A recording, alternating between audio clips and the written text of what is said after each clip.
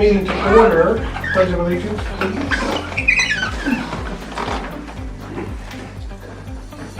Pledge allegiance to the flag of the United States of America, to the republic for which it stands, one nation, under God, indivisible, with liberty and justice for all. Okay. That's the first things learned. Great. Pledge of allegiance. Okay, before we take the roll, and Mayor, could you take the roll when we get to this? Yeah. I just want to remind everybody, if you could silence your phones. We are recording tonight, so Kathy, it's your turn. Watch your P's and Q's. What? If you don't want to be on the recording. What, saying bad words? That's it. I'll come off the hook this year. Thumbs up, though, yeah. And just please remember decorum, be nice to each other, don't talk over each other. And we'll get through this just fine. Okay, Mayor, would you take the roll, please? Yes. Let's turn my phone. Okay. Steve Wood, Here. Kevin, Here? Bob Kibe, Here? John, Here. Mayor, Here. and Mayor. So Kevin's been, I'm sorry, Bob Tate's excused. Justin and Justin, That's just the Jason. two of them. Jason, that's Jason, right. I'm sorry. Is that it? 1, 2, 3, because there's 4 here for a quorum. Okay, so we have a physical quorum, How many you got time for a quorum? Just out of curiosity. 4? a majority of the, Okay, I didn't know how it works. majority, So. majority of the Trying to learn city. things as they go here. So. Yeah. We do have a quorum. I just want to remind everybody that the purpose of the work session meetings is to get into the weeds, discuss things that we need to discuss, hear reports, sort of tee up what we're going to do for the business meeting, which is next Wednesday, in terms of motions or resolutions or things like that, that we definitely need to have a quorum for and to act upon. So this is sort of the tee up for that event there. So we have a lot of stuff to really on the agenda tonight. Have you seen the agenda? Do you want to, I'm going to have the agenda up here. I actually have a couple copies. Do you want copies? I made one. I actually have, Yeah, I'll get you. I have 4 copies that I made. And it'll be. Jason will be here. Pardon? Jason will be here. So So else is they there? made it stop. So they said he would. Okay, He that's will be good. here. Okay, good. You else? Okay, Came up with a text. so first order here really is taking a look at this agenda. Is there anything that you want to add to this? Because this is what was published yesterday, 24 hours in advance, consistent with the Sunshine Act. Is there anything you want to add to this? Anything of importance, I should say?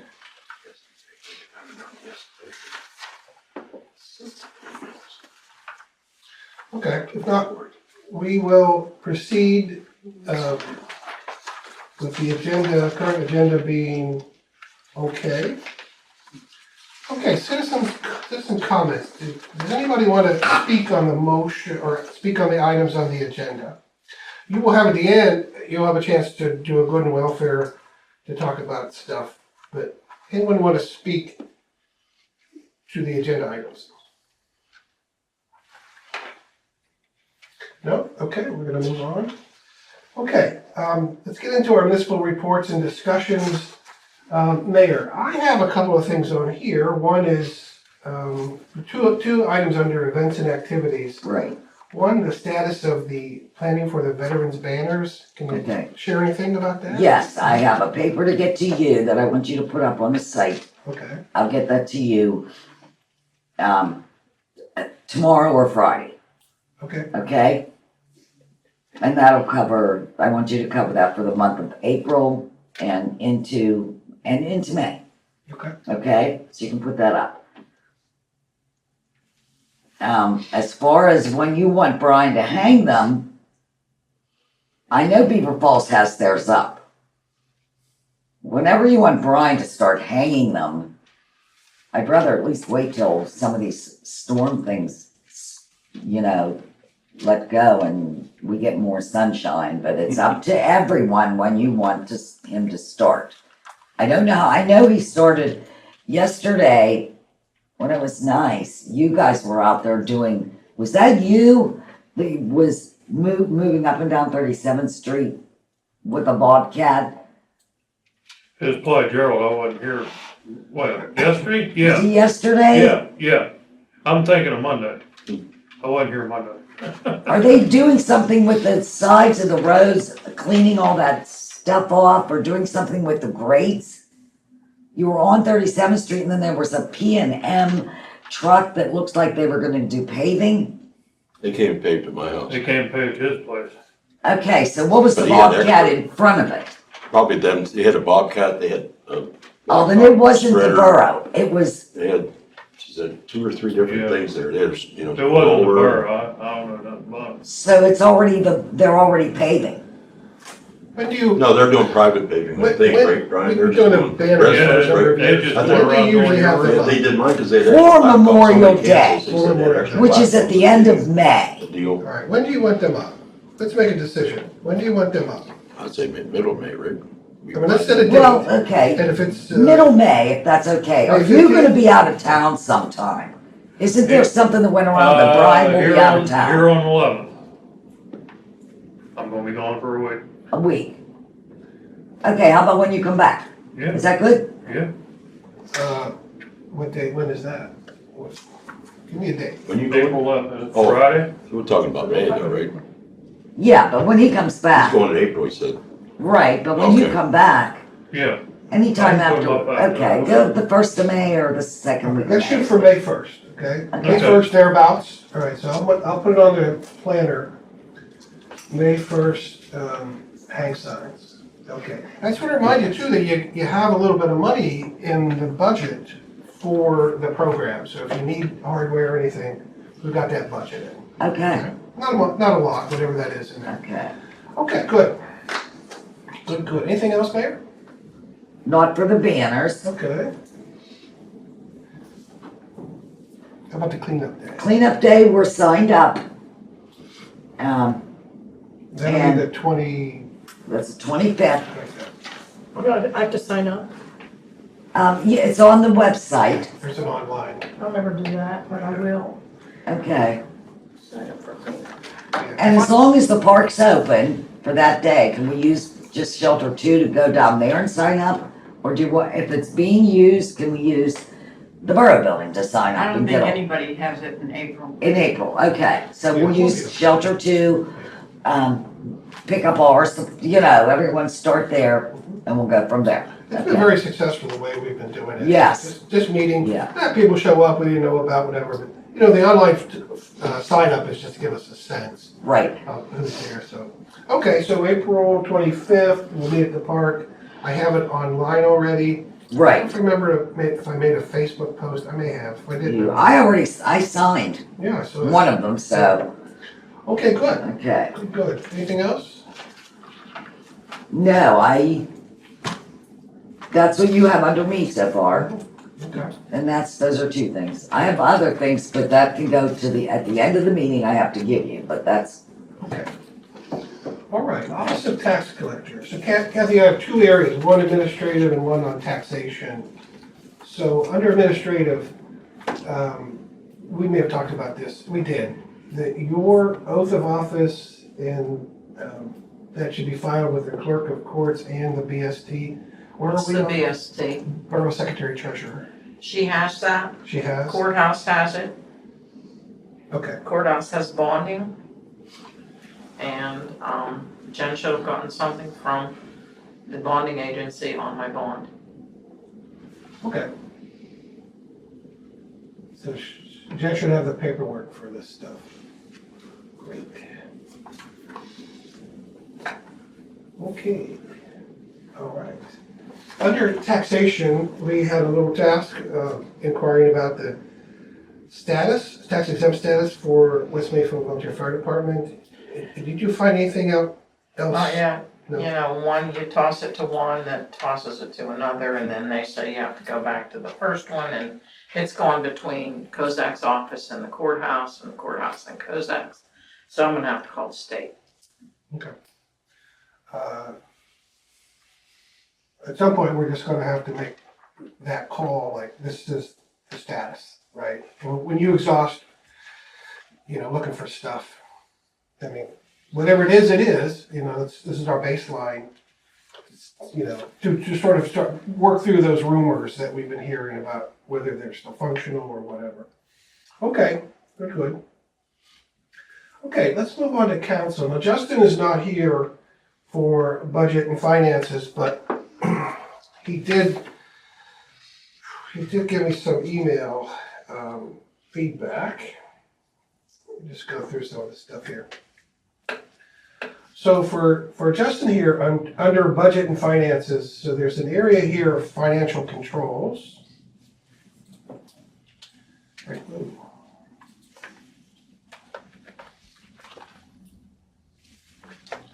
So financial controls is these things that help us keep track of and manage and provide oversight around our finances. So one of the things that we've been working on here is our transition to QuickBooks. And Justin isn't quite there. He admits that he's got some work there to get Jen onto QuickBooks. This is a recommendation from our independent auditor, Chad Agnew. We're on QuickBooks. We can generate this number 2 here, which are system reports that are very consistent, that are accurate and timely. So QuickBooks is a real essential thing that we need to get a hold of here for our financial control program. So it's coming. Justin assures me it's coming. We're going to, once we get that in place, we're going to really have a different looking monthly financial report. One of the goals that I have is to have these financial reports at this meeting so we can look at those so we know what's up, right? So it's not like there's not a lag of a month before we're looking back, and we should have this more upfront. And we could do that with the QuickBooks. I was shocked to realize that we weren't using QuickBooks, that we were still using it under the old Excel spreadsheet manual. And that explains a lot of the errors and inconsistencies that I've noticed in our monthly financial reports. So that is another thing that we'll sort of work through once we have QuickBooks. Standardization, all that sort of stuff. So bear with us, we're working on this. Number 3 here, this is something that we passed a resolution last month to do this. We should have just did a motion to do it. But now we have a fraud risk management policy in place, drafted. And Justin and I have been going back and forth on this. It's 9 pages. It's pretty boilerplate. You all have had the link for this in the Monday memo. This where am I here? This thing is a recommendation from Chad Agnew. It says, your municipality should have a policy that says everybody is responsible for fraud. If you discover fraud, right, we're obligated to report that fraud. This is a process to report it. So this is the policy that basically handles that sort of stuff. So fraud is everything from funds being spent unauthorized, or swindling that's happening, or things not being reported that should be reported. These are the kinds of things that are in this. So at next week's meeting, I'm going to offer the resolution that will adopt this municipal fraud risk management policy. Chad Agnew has looked at it, and he gave his approval of this. So it's just a formality. Putting this on the table next week, we all have to prove it, and we'll take it from there. Okay?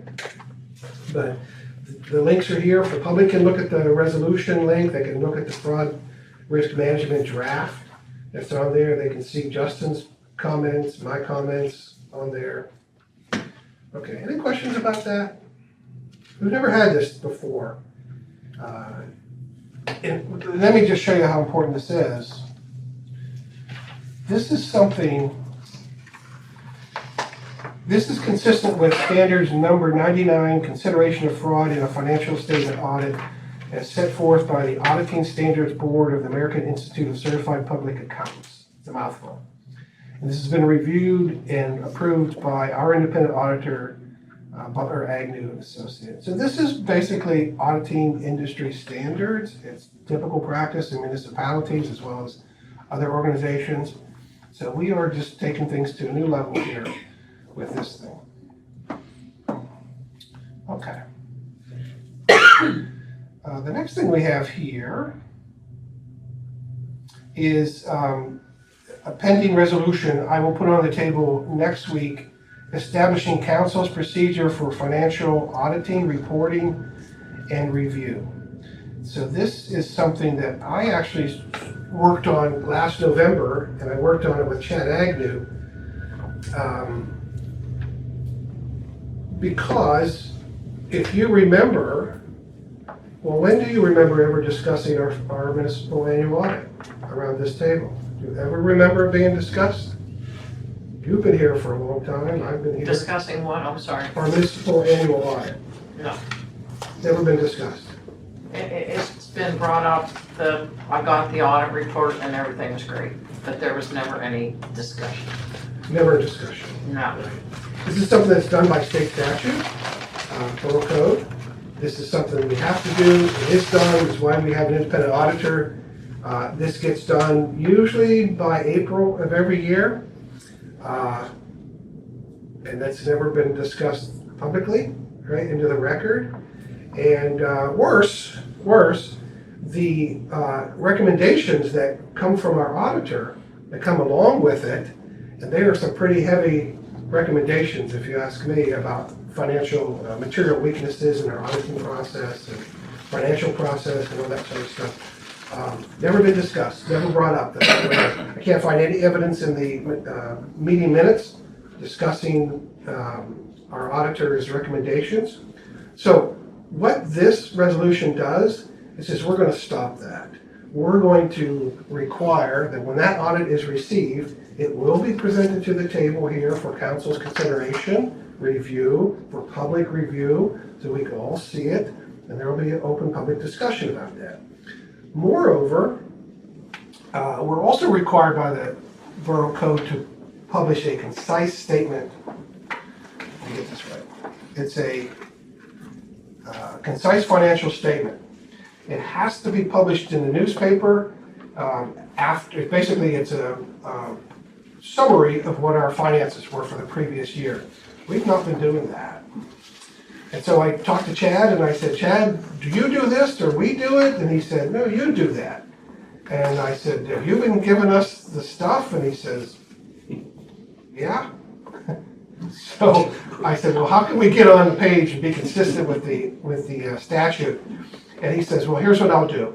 I will give you the information when the audit is done. I will give you the information for the concise financial statement, and you publish it. So this part of the resolution says that we will publish this within.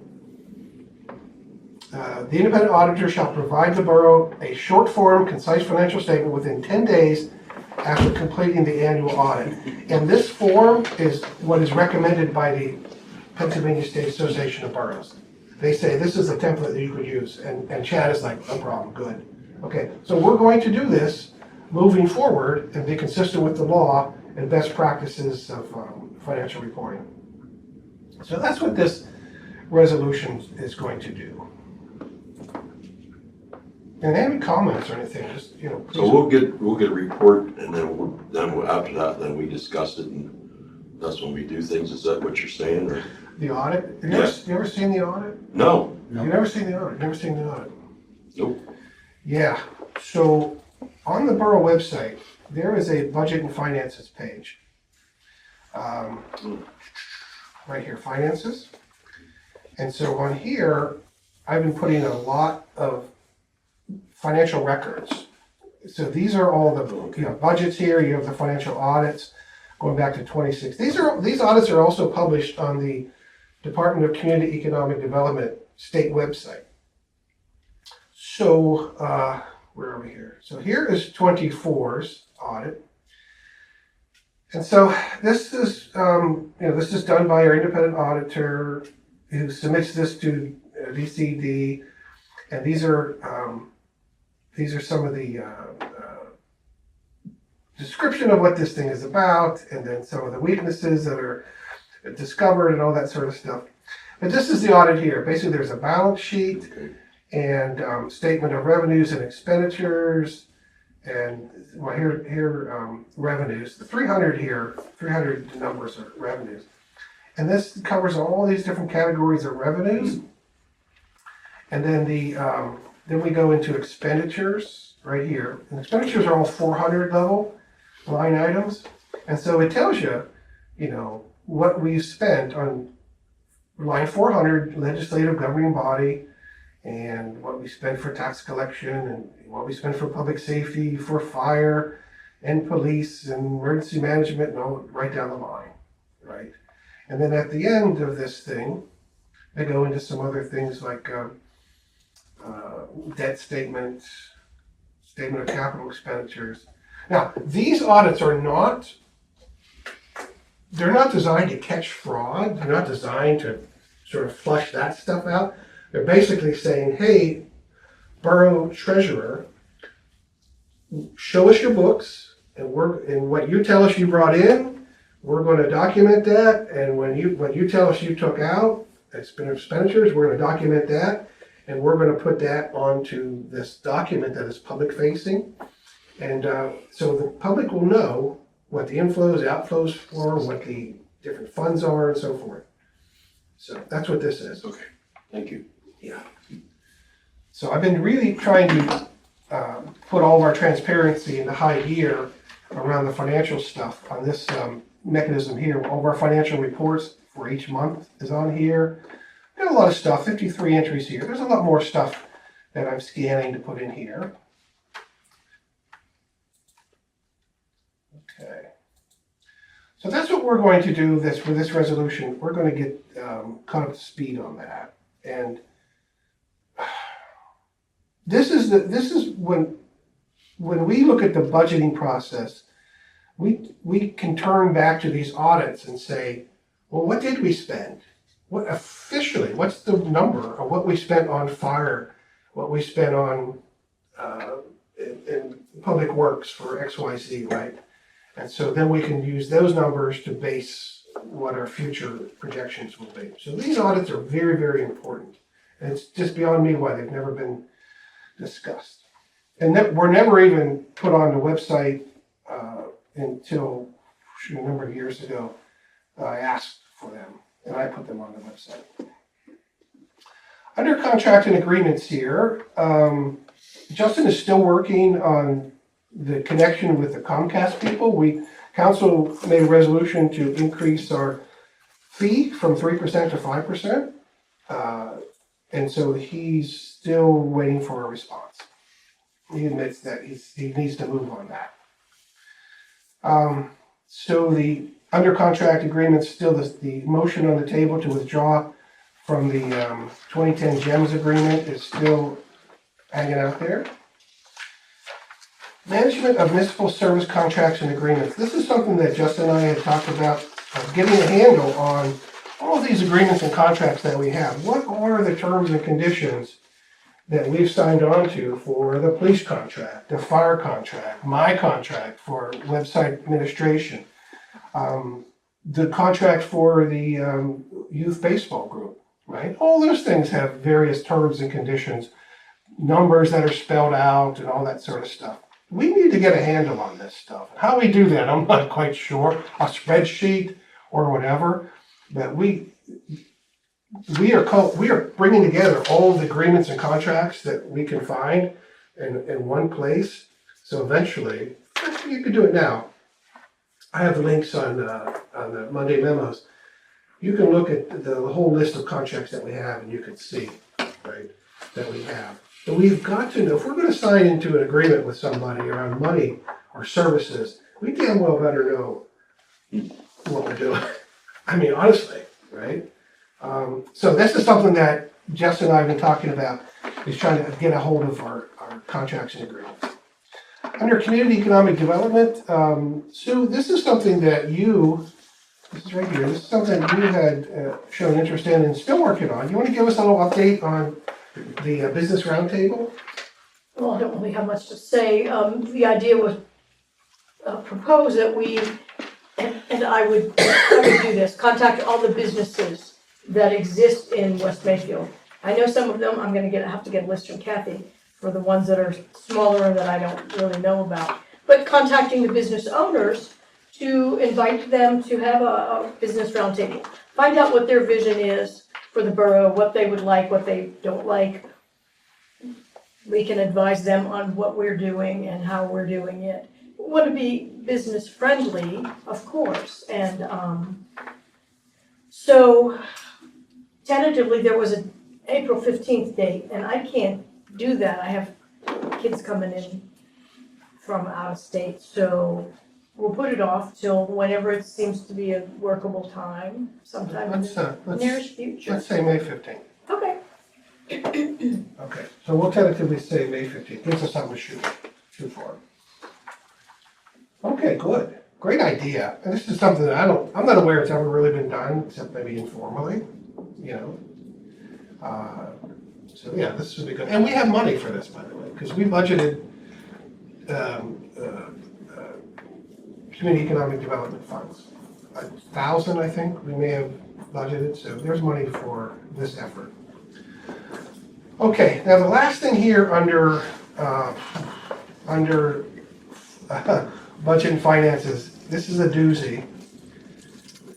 If you remember when the stump consultants from Pitt came, the first report that they gave us, they looked at our enterprise fund, our water and sewer fund, and they said, from 2020 to 2024, which are the numbers we had, you guys are losing your reserve in a big way on this fund. So if you don't know what the enterprise fund is, this is how we pay for our water service and our sewer service through the rates that everyone pays, right? Those monies come in, they go right back out to pay the Beaver Falls Municipal Water Authority. Now they're also going to go to pay Aqua for the sanitary sewer disposal. And I want to show you, in the last Monday memo, I put a big old thing here just to, bear with me here. Just to I did this a while ago, but I wanted to just reiterate. Let's see, where are we here?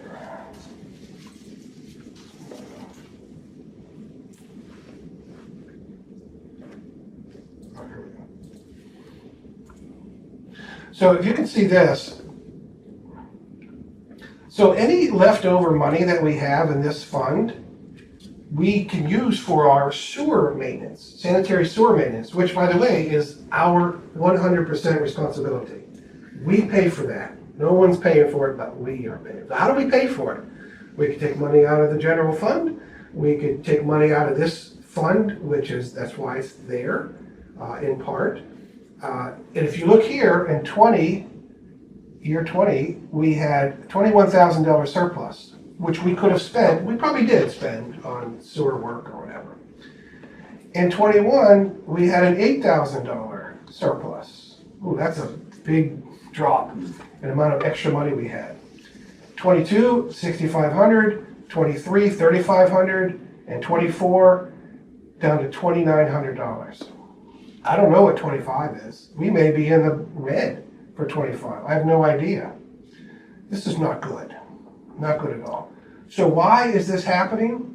Well, it's just economics. We're not bringing in enough money to put out.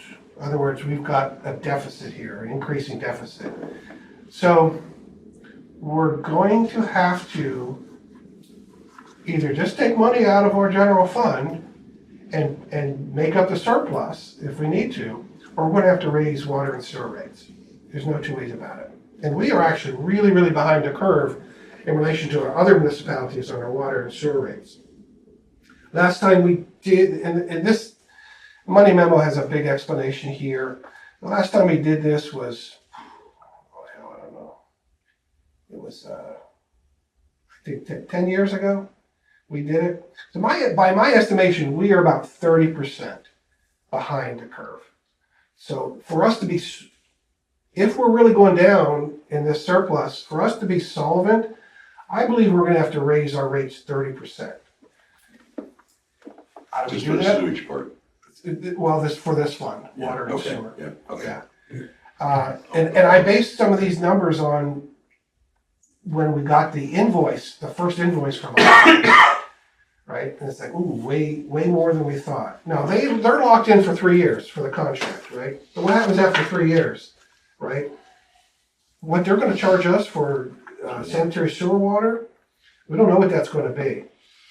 So we're gonna have to do something sooner or later about this, because our revenue is not keeping up with expenditures. It's insufficient. This fund may become insolvent this year, next year, year after that, I don't know. And without this revenue, we're gonna lose any balance that we're gonna have for sewer repair monies. Now, we have the aqua money, right? We got a part of the settlement. That's not gonna last forever, right? So we could use aqua money to maintain our sewers, sanitary sewers. We could use any reserve that we have in this enterprise fund. At the rate we're going, we're not gonna have any of that. So solution is, we're gonna have to raise our rates. Patterson Township just raised their rates last year. Some other municipalities did. Wow, they're way above us in the rates. And we're on the cheap. And now we're paying the price for being on the cheap with this. That's just the reality of this. So we're gonna have to get this on our radar, I think, this year, figure this out. Maybe next year will be the year we raise our rates for this. And so this Monday memo here, this is where I really took a deep dive into a lot of this stuff. Where I did comparisons. I looked at our first invoice from Aqua, and I looked at other municipalities per gallons, and these are options that we could do. It's complicated, no doubt, but we're going to have to do something, right, to keep this fund from going insolvent. Kathy, do you have anything to say? I'm just thinking, You look very earnest. it's been a rough week. Yeah. So I did it, and this back in. Kevin, Oh yeah, sorry. Before Aqua came around, Beaver Falls would charge us sewage based on the water that they sent out. Aqua quite possibly can be billing based on flow meters at the Enbridge Tunnel. Right. Beaver Falls Municipal charged us on the water that they sent us. The rainwater that fills our storm sewer, our poop sewer, is going to be flowing out, and Aqua is going to charge us for that. So while the rate for Aqua is locked in, the volume that we're pushing down that pipe, that's not just what you're flushing, but it's rainwater infiltrating our old concrete or our old clay sewer piping. More volume is going to Aqua. So while their rate's locked in, they're getting a lot more to charge us. So our bill from Aqua is gonna go through the roof. We were quite lucky with Beaver Falls only charging us based on the water that they billed us for on the sewage side. Aqua lives to make money on that wastewater going out that pipe. So Yeah, we had bid for sewer lining projects. There's grants out there, projects that you can apply to for lining the pipe with plastic, which means no rainwater goes in. And part of that, we pitched a $600,000 project that we would have to match 10 or 15%. We looked at using that fund money to use that for the match for the big grant, because that has to come out fast. Our typical municipal budget for sewers was 20, 30,000, somewhere in there. That gets blown really quick with call outs, but Aqua is going to be charging us for all that water. Yeah. The larger picture is that all of the expenditure rates are going up. So Beaver Falls raised their rates the last 2 years. Aqua, this is our baseline year to figure out what Aqua's going to do. If they go into this, the flow meter stuff, then we're going to have to consider how we mitigate all that stormwater stuff in there.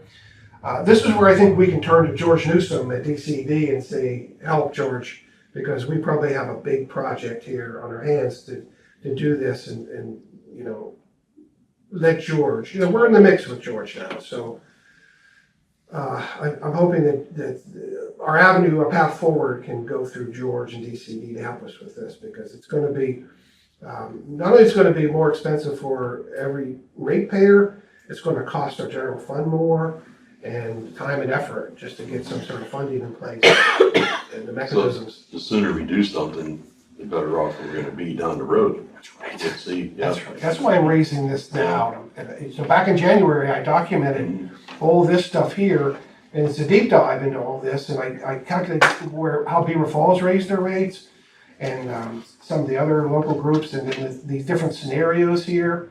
So, we were paying a base rate, $40 for 10,000 gallons, and then $350 for every 1,000, $325 for every 1,000 gallons over. Yeah. So we last raised our rates in 2013. Here we are in 2026. Now, come on. What's the inflation increase over these years? Just inflation alone has put us behind the 8 ball, right? So we went from $18 for the first 10,000 gallons, $325 for each 1,000. I'm right here. In 2012 and 2013, we went up to $40 for 10,000 gallons and up to $350 for each additional gallons.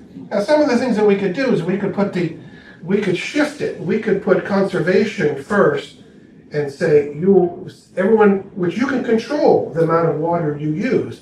So we can put the heavier cost on that so citizens can control that, and then make a base rate that's a little bit, steeper. So I have it backwards. But anyways, I have some scenarios here. It's crazy how much stormwater gets in that pipe down there. Oh, yeah. It's nuts. Sure, absolutely. So this is something that we just need to take on, not just for infrastructure stuff, right? What the hell's happening with Aqua? We don't really understand that yet. But we know the finances around this enterprise fund, thanks to the work that the stamp people did. It ain't good. It's not good. So, anyways, I'm putting this on the table now for us to start working on a plan to do something. I'm thinking that we're going to have to maybe January next year raise the rates, the sewer rates. But between now and then, we have to figure out how much, in what way, do we have that, that raise. So, any questions on that? I know that's a big topic. But Is that how Aqua's gonna do? Yeah. Bid on, Peter's flow meter. yeah. It'll break its borough. What's that? It'll break its borough, how much water goes down through there.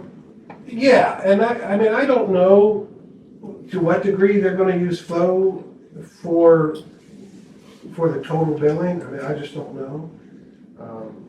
That's something we have to figure out. And you know, there's always the chance that we could talk to Aqua and say, look, this is our situation, right? Because we're not the other municipalities, we are our own municipality. I know we have that agreement, but, you know, that's the other thing that we could do, is sort of try to negotiate something. We ever talk about they ever figure out, remember they were talking about the water that goes through that tunnel and on the other side was still coming in, still being charged to us. Remember we were talking about that a while back, about if it's coming from White Township down, or College Hill there, coming into that same area, we were getting charged for that. Well, the piping for the sanitary sewer, 4 homes from White Township, Or, 4 houses. okay, and there was something that come down in there. There's 4 houses that are up on the hill. Okay, here we go. Yeah, 4 houses from White Township flow into our sewer system. Really nothing we can do, Yeah, yeah. but it's 4 houses. okay, we got a lot of thinking to do about this problem. But now it's on the radar. We know we have a problem, it's on the radar, okay, and we'll work on it. Okay, culture and recreation. Jason, so what I have here is, how are we doing with the renovation committee? The status of the room, painting, any requests for resources for this project?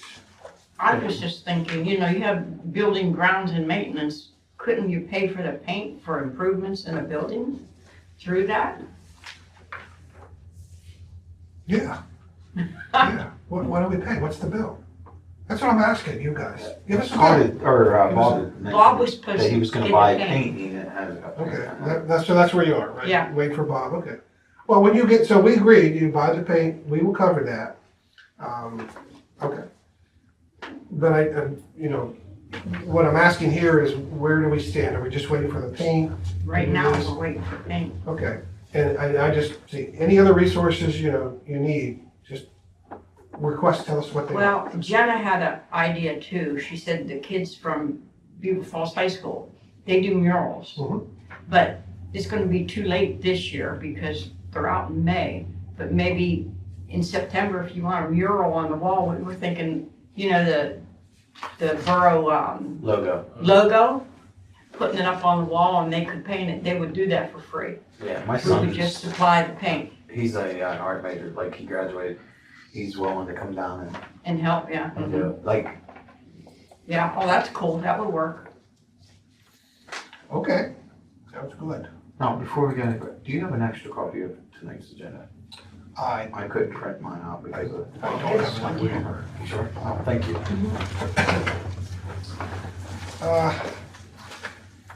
Okay, so we had talked a while back about community park rules and regulations and having a sign up there. And this has come up various times recently with the dog poop and all that. That's been hot and heavy on a lot of people's, it's a weird way to put it, but that's been on people's minds, you know, with that, frustrations. So I thought I would come back and revisit this idea of community park rules and regulations. So I did a little research on this, how would we do this or whatever. I believe this would have to be done by ordinance. If you want anything to be, you know, if you want a penalty to go with breaking the rules, that's gonna have to be done by an ordinance, not just resolution. So what are those park rules? I don't know. We have rules now, but, you know, don't drive on the grass or whatever. But you had mentioned like maybe a sign or two signs, one either in the park. These are the park rules. These are the parks. They're enumerated, you know, da-da-da-da. And if it says by ordinance, then you got the teeth there to do the code enforcement. And that's what that would be, code enforcement on that. So in the last memo, I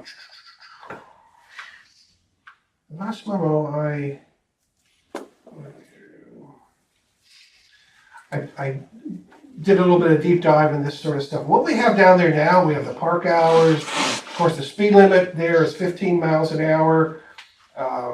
Parking only designated areas, littering $300 fine. There's a sign that says unauthorized vehicles, motorcycles, mini bikes prohibited on the borough property. Park protected by police, 24-hour video surveillance. I don't know what other signage is down there, but there's nothing about, like a lot of other places have, clean up after your pet, no dog. We don't have a dog poop ordinance. I was surprised. I thought we did. We don't, right? So if you're gonna pump somebody for dog poop, Bob's gotta, I don't know, call it something offensive or something, waste or something like that. But we could easily, we could pack in, pick up your dog poop into this sort of I think thing. it's called pet waste. What's that? Pet waste. Pet waste, yeah. So whatever we think should be the rules down there, and if we want those to be on a sign, okay, we can make the sign. But if we want those to be codified, in other words, enforceable, we're probably gonna need an ordinance for that. So what I'm suggesting here, and we could do this at the next meeting, is following our resolution and how ordinances are created from here forward, because we had a problem with this in the past, that we can put a motion on the table to direct the borough solicitor to draft an ordinance establishing the community park rules and regulations to be presented to us for review by May 1st, 26. That gives Joe 30 days to come up with an ordinance of the park rules. No sense reinventing the wheel on this stuff. But this is something that we could put on the table. And if there are no objections, I'll put it on the table for action at the next meeting. How do we enforce that? Well, just like any other rule, right? If there's a witness, the police catch them, say speeding, for example. There's 15 miles an hour on Patterson Avenue. That is an exception. That's in the ordinance, that Patterson Avenue is an exception to the standard 25 miles an hour everywhere in the borough. So if someone's doing over 15 miles an hour, police could pop them. There's one other one though. Pardon? Sand Alley is 15 miles an That's hour another too. one. And I think High Street, that's another exception, right? So every other road is 25, right? So, that's one thing, we can catch them, right? Dog poop and dogs off leashes. I mean, Yeah, is Jim Troy gonna call, who's he gonna call? we're gonna give Jim Toy a badge. And he's gonna be the sheriff of the park. Park enforcement, yeah, Park 'cause that's, Yeah. that's the tough part. Yeah, this is the tough part, right? But you don't not have a We have to have rule something. because it's hard to enforce it, Yeah. right? Yeah. But we can't ever enforce a rule if we don't have it. Well, And we what's don't the have- penalty then? I mean, what's the first, hey, shame on you, you did this, we Well, want to. every ordinance has a penalty. They put some kind of Like, value we on don't it. have one for cutaways. No, You but have to make what one, this though. motion is calling for an ordinance that does define it, so. And you come up with your value, whatever you want to charge for doing something. And word Whatever it may spreads be. word Yeah. spreads when you're doing that. Oh, yeah, Right. sure. So there's a Almost, message board. almost all the standard penalties like $300, maybe. For dog poop. If it's not specified per ordinance, it's a $300 fine. We can do $600, but Yeah. the borough code was changed in '24. We can actually We're make gonna it get up $600. fast on that, I like that. So it's what we can do within the law, but we don't have anything now, so this puts something in there. So, And it becomes a police issue. The police would issue the summary citation Right. for violation of the municipal ordinance. So it's not a call Bob Tate thing, it's a call 911 and Beaver Falls Police will come and respond and. but it could be a Bob Tate thing, it's code enforcement, right? If it's codified, Bob's enforcing the ordinances. Bob could issue a citation or whatever he does. I did call Bob the other day about those people. I mean, how effective that is, I don't know. He said he could. It's not. I disagree with you. I think, code enforcement can Right, enforce it the ordinance. can be too, but the ultimate teeth, when you have an ordinance supporting it that goes to the magistrate, and the magistrate's the one that says you are guilty, Right. here's your fine. Okay, Bob can do that.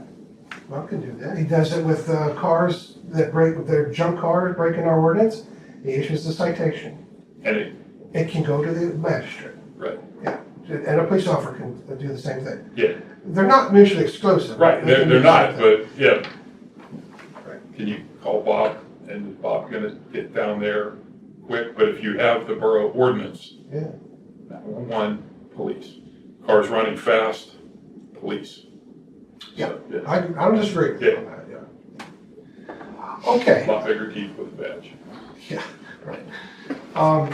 Community park shuttle concession. Okay, so we have two things here. One is, we now have a park shelter or two that can go along with a kitchen. And so Jenna drafted, some rules for the kitchen, and she also drafted some revisions to the, terms and agreement, terms and conditions of the rental agreement. This is something that we tabled because, you know, people need a little more time to take a look at those things. So I'd like to have this voted up or down at the next meeting. So if you haven't looked at those, the links are in the memo. Take a look at them. If everyone's in favor, we'll move ahead and Jenna will redo the contract and stuff consistent with these new terms and conditions. Okay, but we need to deal with that. We'll move on from that. The other thing is here, the status, preparation for the park rental season. It's coming up. It's coming up. Anything that we want to do to, you know, to the shelters, to the bathrooms, to whatever, it's, you know, whatever you think we need to do, let's put a plan together and do it. Okay? Brian, do you think it would be easy to put a door on the other lady's bathroom thing and take that curtain off of there? Yeah, we can put a door on it for it. Because sometimes somebody's in there and they pull, you know, they pull a curtain back because they can't see if there's anybody in there. Just a piece of wood or something that. Yeah, you can get them cheap doors and just put on there. Yeah, You know, just build a little wall in there, yeah. put a door on. It gives it more privacy, at least for now, you know. And, you know, whatever you think needs to be done, if we need resources to do it, then bring that and we'll figure out how to get, Yeah. you know. I was gonna bring up that, what is it, number 2, the Jubilee one? It needs, tube force and stuff redone on that one end of it. Oh, They're all rotted and okay, there's like a little table, I have a piece of, so-called table there. right. It's just like hanging there. I have a piece of 3/4 inch plywood that probably would work for that. That would work. You could put legs on the front of it, like 2x4, 4x4 or something. Yeah. Yeah, so I'll donate But you know that. how it's got them crisscross, and they're all rotted out. Yeah. I mean, it looks kind of horrid. Yeah, But, I actually think the pavilion needs painted. All the 4x4 posts and all that. I mean, it's really old looking. Yeah. You Why don't we do this? Jason, why don't you field whatever needs to be done, put together a plan for that. You know, great ideas. I'm sure more will come, and then we'll figure out what needs to be done. And put we together a got, plan. we got new lights that I plan on we're gonna put up in that New lights, big yeah. pavilion. Like Okay. we're putting a garage out here. It's gonna light that place up. nice. Great. And, we got lights for it. I just think we ought to paint it up, make it look good, you know? Okay. So if you will put together a plan, an action plan for that, and then we'll do as much as we can, hopefully before the season. We're getting a lot of rentals requests, so, and I think we're gonna have more, too, so. Okay. Events and activities, so we have a schedule set for This- everything? Yeah, We do, okay. and you have it online. Okay, and our next event is what, August, Well, April 25th is for the Cleanup. cleanup day? cleanup day. Okay. All right, and if you guys need any resources for these activities and events, we have some line items in the budget for various things.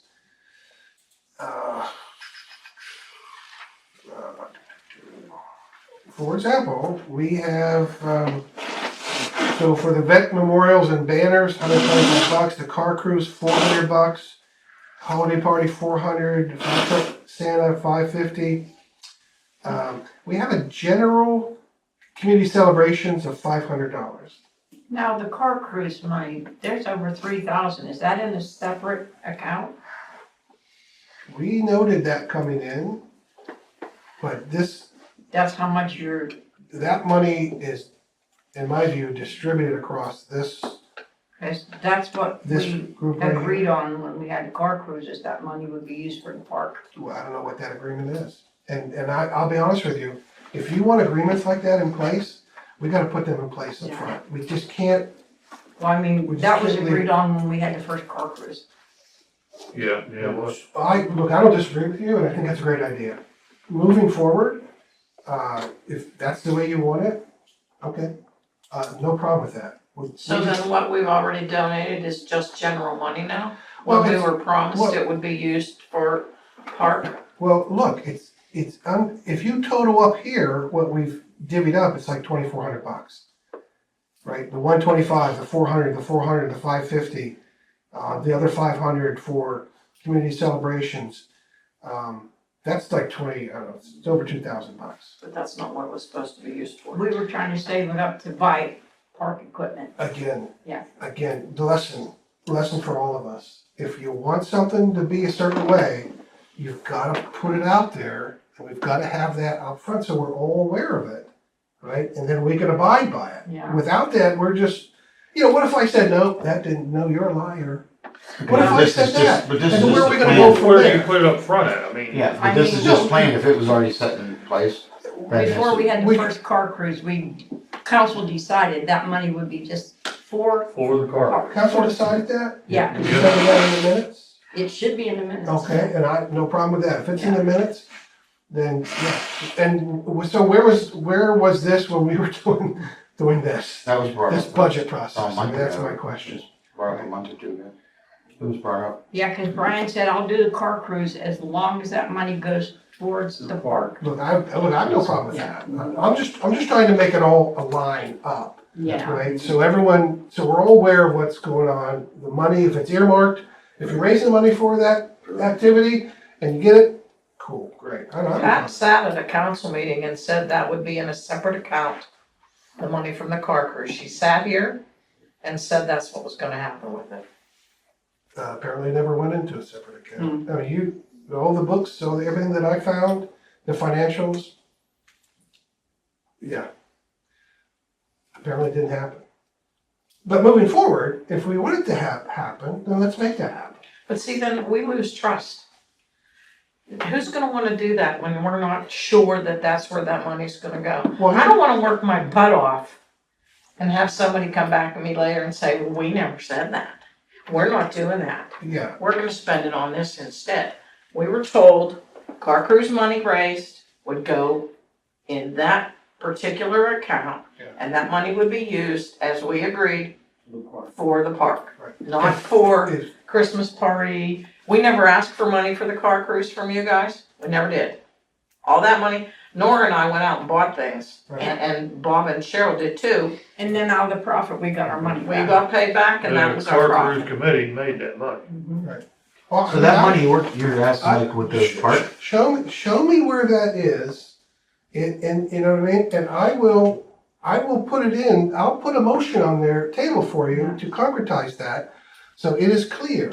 And then when it comes, and I'll make a line item well, we do have a car cruise line item budget here, right? And so the note on that will be, whatever came in will be the resources for future use, Or whatever. right? I have no problem with that at all. But you're still at the $3,000 that should be. That It's should be in the there. general fund, it's in. It should be in the general No. fund, it should be in the car, it should be in a separate fund for the car. Yes, right, so no council member made that happen. Somebody didn't designate it to the right place. And then you're starting from ground zero again. No. Yeah, that's- and You're what saying, makes oh, you we're gonna start this year, it's zero, and whatever you When make. you're saying the money's just for the car cruise, or you're saying for No, it's for the renovations to the park. park, right? He Oh, and wanted- that's what we're saying.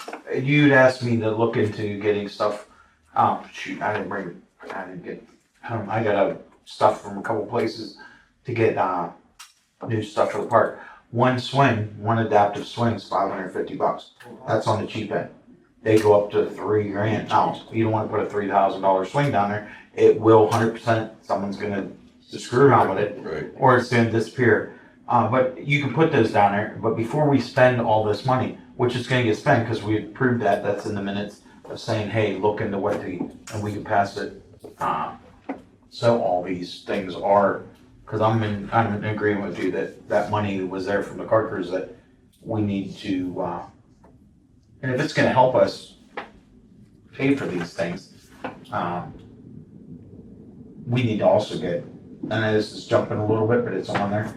Before we start spending all this money on the park and to save that money, we need to get the cameras updated and not just say we're gonna keep waiting, because no offense, I'm not gonna agree, personally, I'm not gonna agree to spend any type of money to renovate it and put something down there that someone's just gonna go down there and say, I know that's not working, and they're gonna take it, or it's gonna get damaged, and that 100% is going to. They had a real nice park down there and things for the kids to work on. You had people graffitiing it, people going in there doing drugs and doing God knows what else. And unless we have that, and it's not that we can look into the finances of the, and I know Justin's really good on the technical side too, with the camera systems and stuff, getting that set up down there. And you know, like with the electrical and stuff, there are some down there, but you know, does it just need a reset? You know, for the couple of cameras are, but we need a few more in a couple different places that we pulled up one right during the meeting, say, hey, look, this is what's going on in the park right now. I mean, it should be that, I didn't know you had cameras down there. yeah, there's a couple, but they're not working right now. They're not working right now. They ain't worked in years. Yeah, So here's the deal, What's if the you point want now if they don't cameras, work? if you think we need cameras, put together a proposal, right?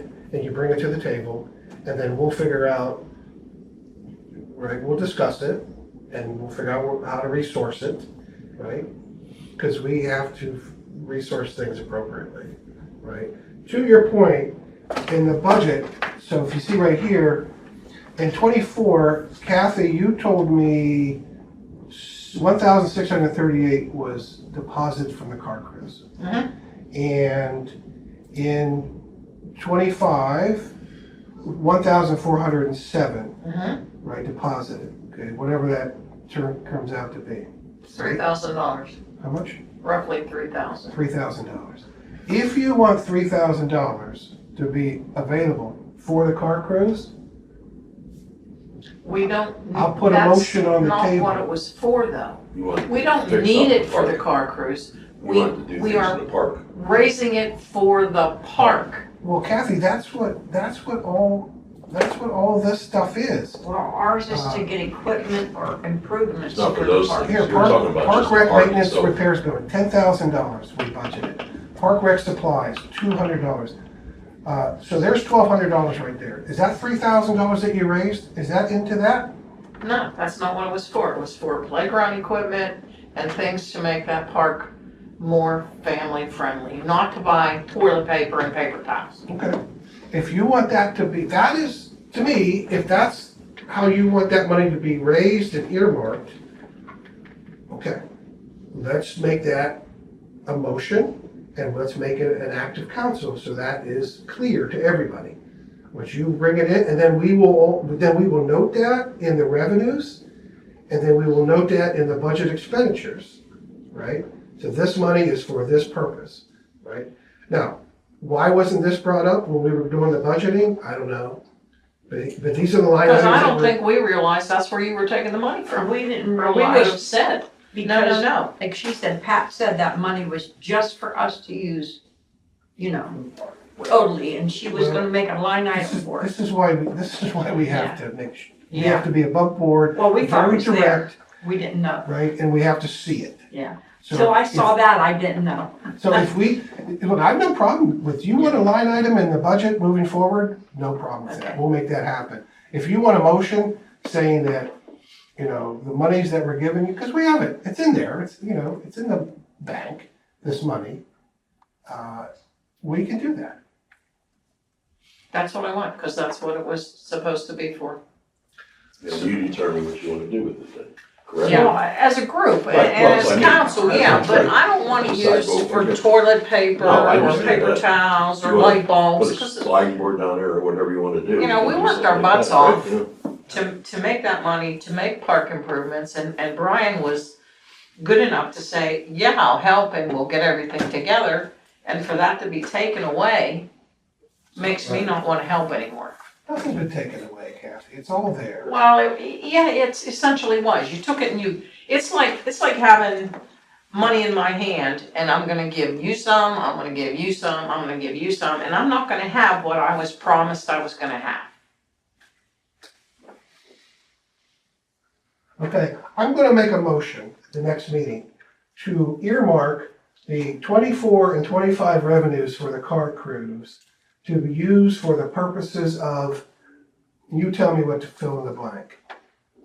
And if council approves it, you're gonna get your money for the purposes that you want, Okay, let okay? me think about the wording. Yeah, Okay, That's fair. yeah, I have no problem with that at all. okay. Right? And we have to, look, if we don't want to continue the clown show, the financial clown show that has been going on in this borough for years and years and years, we need to start doing things Specific, yeah. specific, above Yeah, board, all down where you want it. structures, that's Yep. right, that's right. So, okay, so lesson learned for all of us, right? We need to be more engaged with this stuff. And this is how we solve the problems, right? We solve the problems around this table, and then we'll work it into our structure. Okay, so I'll put the motion on the table next week, for next week.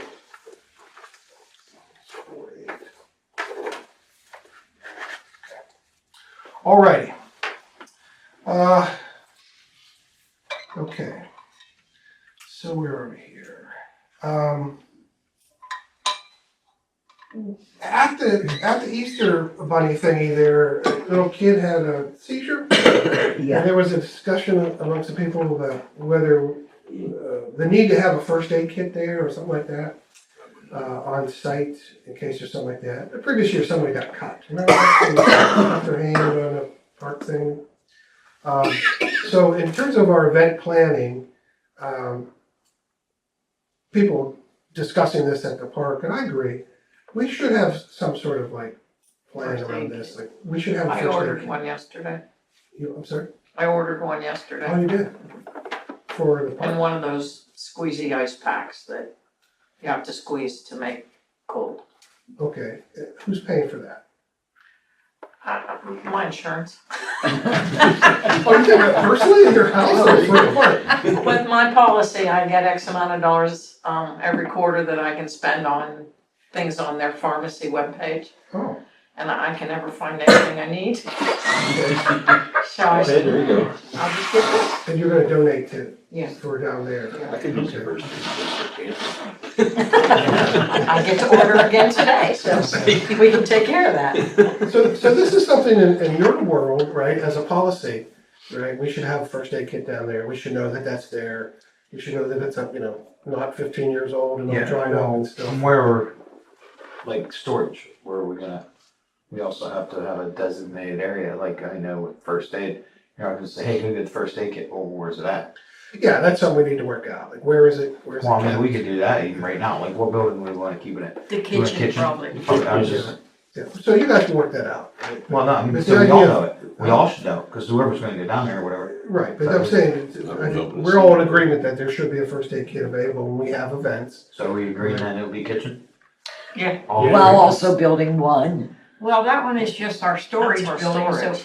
and the kitchen is where, the shelters we rent, so you need it close to where. Baseball should have their own first Yeah, aid right, kit. they Yeah, should- baseball And should people have their rent own the park, stuff. they should deal with their own stuff like that. One of the things that I know, like high school football games or whatever, basketball, they always, events I've been involved with, they kind of let the emergency personnel, hey, there's gonna be a lot of people here, maybe we may need an ambulance, right? Back in the day, remember there used to be one sitting at the end zone in football Yeah. games. So that's like something we want to think about too, right? Just keeping QRS or EMS alerted that we're going to have this event. Another thing, and I just found this out by looking at our insurance, volunteers will be covered by our insurance if they are listed for an event. So if we're all down there doing Easter egg hunt, say, how many was volunteering? 8 of us, There 8 or was 9. a lot. Yeah, really. So, well, say we had 10, Yeah. like officials, right? Yeah. Those of us on that list, if we, we had to use the borough insurance for some reason, that is consistent with the policy. If not, we won't be covered by the borough policy. Because it specifically says that that volunteers will be covered under the borough insurance if they are listed. right? So in the future, we might want to put our volunteers on a list, On a list, just so yeah. there's some Or have a sign-in coverage. sheet. Sign-in sheet, Volunteer right, sign-in sheet. whatever it takes, yeah. And that's an official document then. Yeah. So that's something under event planning we might want to consider for this. I just found out, just by reading through that, believe me, that insurance stuff is not fun to read. But No, don't find any loophole not to pay you. they will, right? Oh, So absolutely. If we're not on that, because they might say, if Kathy, you break your leg down there, right? And we say, oh, well, get the insurance to pay for it. And they're like, oh, is Kathy on the list? She's official volunteer. Well, let's write a list real quick. You're a fraud. And I'm Sure. sure I use my own. Okay. Veterans banners, I think we covered that Yeah. earlier. So last time at our business meeting, Scott was here talking about the interest of putting a storage shed up. What's the status of that? Yes. Okay. I went to West Mayfield Baseball's meeting on Monday. I talked to them, introduced myself, told them I'd be the council rep if they need to talk to anything. Let's see. Their agenda, it says they need borough council approval to build a new shed on the property. They do have a shed coming. It's been donated. It's one of those, put together ones like, they don't have to build it from scratch up. I don't know, I think it's Lowe's donated or whatever, wherever they get it from. But they're gonna put it down on the cement slab. Down by, is that field one? Off the- Where the bleachers used to be. Where the bleachers, yeah. They're Yeah. gonna put it right there. So, yeah, here's another thing that they asked. They asked again about the fire hose at the fire department. I said, well, if you can get hold of the fire department, you let me know. I said, I'm still trying. I said, well, I'll continue to try to get hold of the fire department, see about the donation of the old hoses or whatever, see if they're able to do that. And then talk to you, Brian, if that would be a problem, burying that. If they got the hoses, I guess I don't want to put the horse in front I of the still cart. don't really understand what they're wanting. What they're wanting to do is take the old hoses, if they're they could even have holes in them, whatever. They're gonna bury them into the ground so they're level. You can still run over them with the mower. You're not gonna hit them. And it's gonna be the baseline, the line from All out. the way So out it's to gonna mark the line. Yes. So grass isn't gonna grow, rocks aren't gonna grow. Like, They don't have to line it at all. Yeah. It's just there permanently. yes. Yeah, I've And it'll seen be that one before. solid straight line. And that's what they use the old hoses. And if not, I told them, I said, I've if we never don't seen have, that before. yeah, I've only seen It's one. pretty other time. neat when they do that. It holds up really well. They last quite a while. But that might be something you Stays can down. ask, like your calls, you can ask. I said, you can ask anybody if they have them. I said, they're not cheap, I know, but I could use their chiefs. But you'd almost think like, Give me for the like, cuttings of the grass and stuff, getting built up on it and all that, it'll grow. No. Won't grow over the hose. Once Well, dirt gets on that cut it. hose, it will. Huh? Once dirt gets on that hose, it will. I don't know. Well, here's my question. The dirt's not gonna get on Is this the grass, our though. issue, or is this their They can only issue? put them out in the well, grass, you, not in the you, basement, you're, not in the well, dirt. okay, but you're on with the West Mayfield concession. I was going over Right. what was brought up, just so we don't have to talk about it next week. Right. This is our business meeting. If they want to do something like that, Well, it's digging up our property. It's Okay. lining that. I just want to Okay. make sure it's okay with us. that's good, okay. I mean, is it That's my gonna be question. stationary or? Yeah, it would be totally They permanent. don't You take could them run out. over it. You wouldn't hit it with a tractor. Wouldn't. The borough wouldn't go over it anyway, because they cut the field. Well, They that's- on the Yeah, field. we so- cut the field. Oh, do you? I thought they cut the field. No, that was another thing you were We asking. cut all the about the grass field. down there. That was brought up, thank you.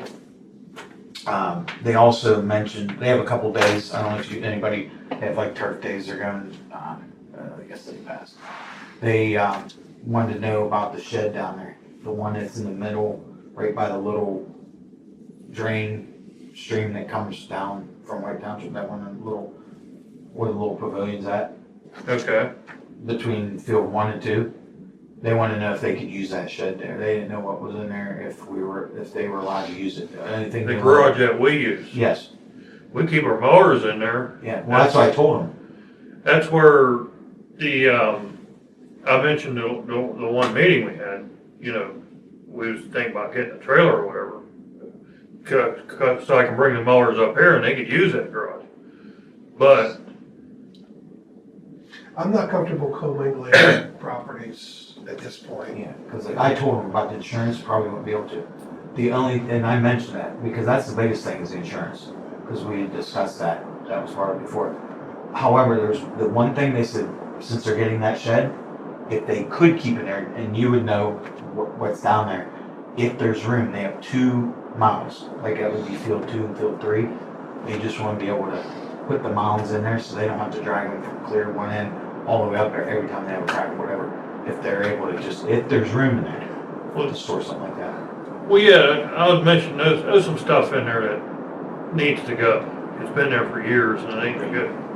I think that's But, great. Really important on there. But, and I don't have a problem if they wanna put the mounds in there, but I'd have a problem giving them a key to get in there. Well, I told him one of us would have to let him in, probably most likely.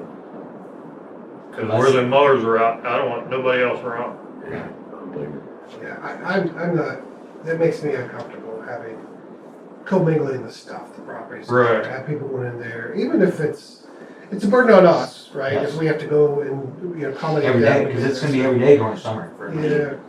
Cause we leave weed eaters in there, and gas, whatever, Yeah. you know. But if you want to bring it up as a motion, at the next meeting, But then, I don't wanna put that on you for, even if, well, like you said, co-mingling, if we would decide on that, if they would, like, only the president would be able to open it, he can't do it, can't give the key to somebody else. But then, What are they putting in their shed? Why can't they put? well, they're putting It's too everything far in their away. shed that they're getting, except for what is the mounds, they're gonna put all their equipment down in that shed that they're getting.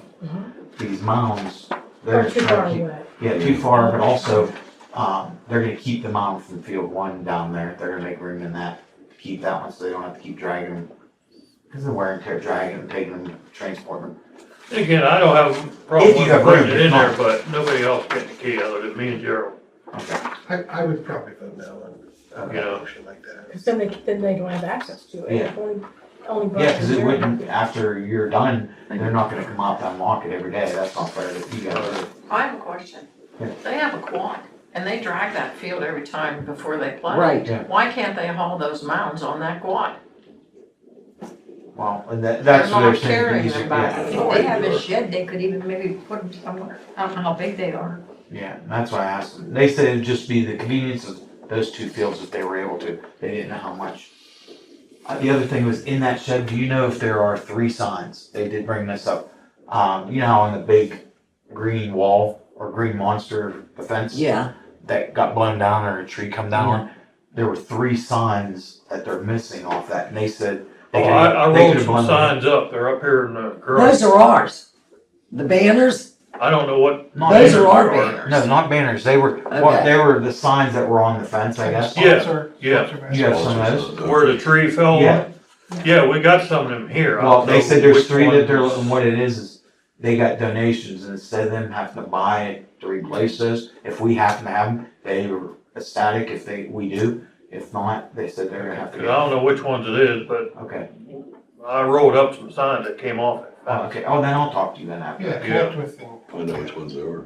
okay. If you have But no, they'll be happy. That's good. But I did meet with their president, met with their, and he's an ex, Major League Baseball player. He's Yeah. putting up Adam. Adam, yeah, really nice guy. He's putting up quite a bit of money put into those fields and just sitting in their meeting how much he's willing to help out, so. If you haven't seen it, take a look at the contract that we have for that concession. Did it get put up? What do you mean concession? We have a contract with them, Okay. right? And you should look at it to see what the terms, what I was talking about earlier, to see what the terms, because there are things like reporting, the year-end report, yada, yada. I can send you that, Yes. right, because I have the signed contract. It was actually amended one time. Okay. Here it is here, but this is all the stuff that they're obligated to do, we're obligated to do. Okay. I'd be interested in that place. Yeah, so just, because you're the point person on that, yeah, okay. Alrighty, Oh, wait a minute. Please, wait a minute, I'm sorry. The building, the shed they're putting down. Yes. They wanna put it down flat. Yeah, it's gonna be Okay, fun. remember I said that this is the floodplain area. I don't know if it's gonna be able to go down I flat. don't think where they're putting it is it's the, Pony League Down by the field, big field. and it's fenced in, it was the big flat spot Do there, you I know don't the think it's concrete ever mound? got It's water already, you there. know the concrete mound that's there? Right, It's one of those sheds like up at, if you go up to Home Depot, those sheds they Yeah. have there. Lowe's donated one. And they're gonna have it delivered and they're gonna have it put up. Because we agreed at our last meeting that That they're first allowed to put the parking shed lot. on that. Leisha, the Yeah. first parking lot, when you go down by Yeah. past Dick Blues, it's right past the parking lot, it's right before the ball field. So Okay. we've never got that flooded in that area that I know of, just down by the Little League field. okay. I don't think that It's like where fence down there. they're talking about is actually listed on the There's a map. concrete That's mountain. floodplain. That's Yeah. not a mound, it's When just a you know flat where cement spot. The Pony League is and their fences go this way, you'll see there's a fence around, they used to have Bleachers there. bleachers there, and it's a big cement pad, they're just gonna stuff. Oh, in there? Yeah, Oh, okay. so that'd be perfect spot. And that's where they're gonna keep everything, lock it up. And I said, now you're responsible for it. I said, we're not. I said, anything you need are done. And that's another thing maybe I can bring up. That would save us from spending any money before we go and spend anything to buy for the park. Maybe they'll be willing for cameras, because you buy more cameras, they're a lot cheaper. Maybe they'll be willing, because they'll get the benefits of it. Say, hey, look, we wanna put extra cameras to watch your shed too. Like, if you help pitch in, you guys, you know, we wanna get better ones, maybe throw some bucks our way and then we'll spend a Talk to little Major money. League Player. Maybe the major league Yeah. players. Yeah, I wanted to show you that here, I believe they wanna put this where this 8 is. They wanna put that Yes. shed. Yep. So here's the floodplain, this is the FEMA map.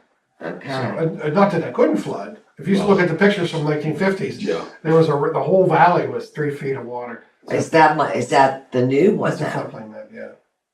So you see right here. they The were- one I got last year that was updated, is that my new one? Same FEMA one we've had. for a Okay. while. Yeah, Alright, so, So they're pretty safe there then, yeah, I think so. okay, unless we get a lot of rain. Well, I mean, they'd have to have their own insurance on it, you know. Yeah. That's our problem. That's their fault. Okay, okay. let's move on That's a to probably general about once administration.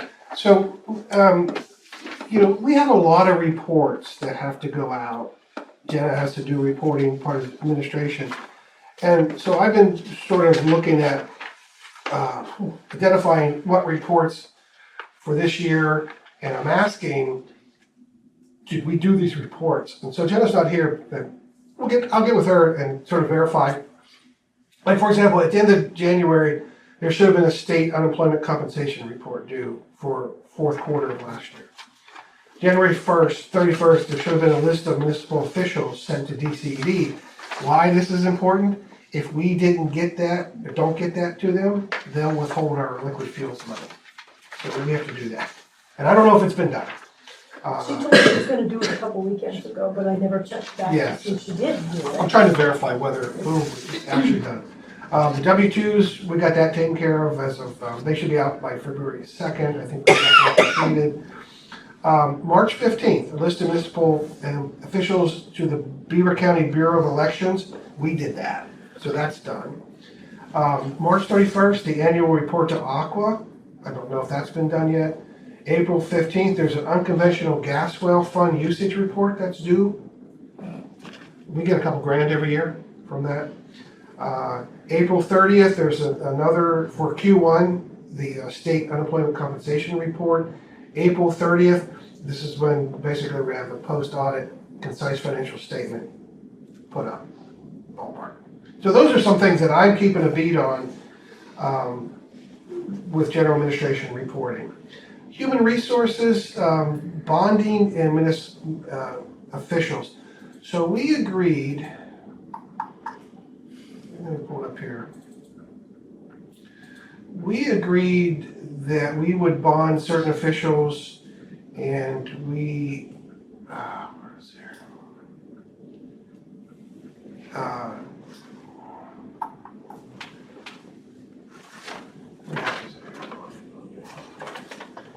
Some officials have to be bonded by state statute.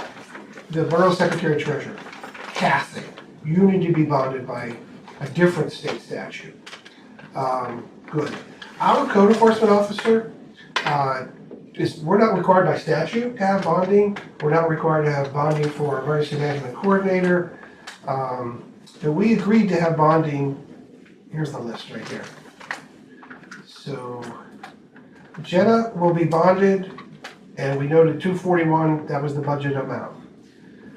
Assistant treasurer, when we get assistant treasurer, that person should be bonded. Code enforcement, we agreed to bond the code enforcement officer this year. And Bob, And as Bob assistant, you would be bonded as well. The zoning officer should be bonded. In fact, it's in the budget for planning and zoning, $250. Kathy, you, deputy tax collector, only one that she's activated here. So, why do we need bonding? Why can't we just use our borough insurance if something goes south? Our borough insurance won't cover crimes, frauds, stuff like that.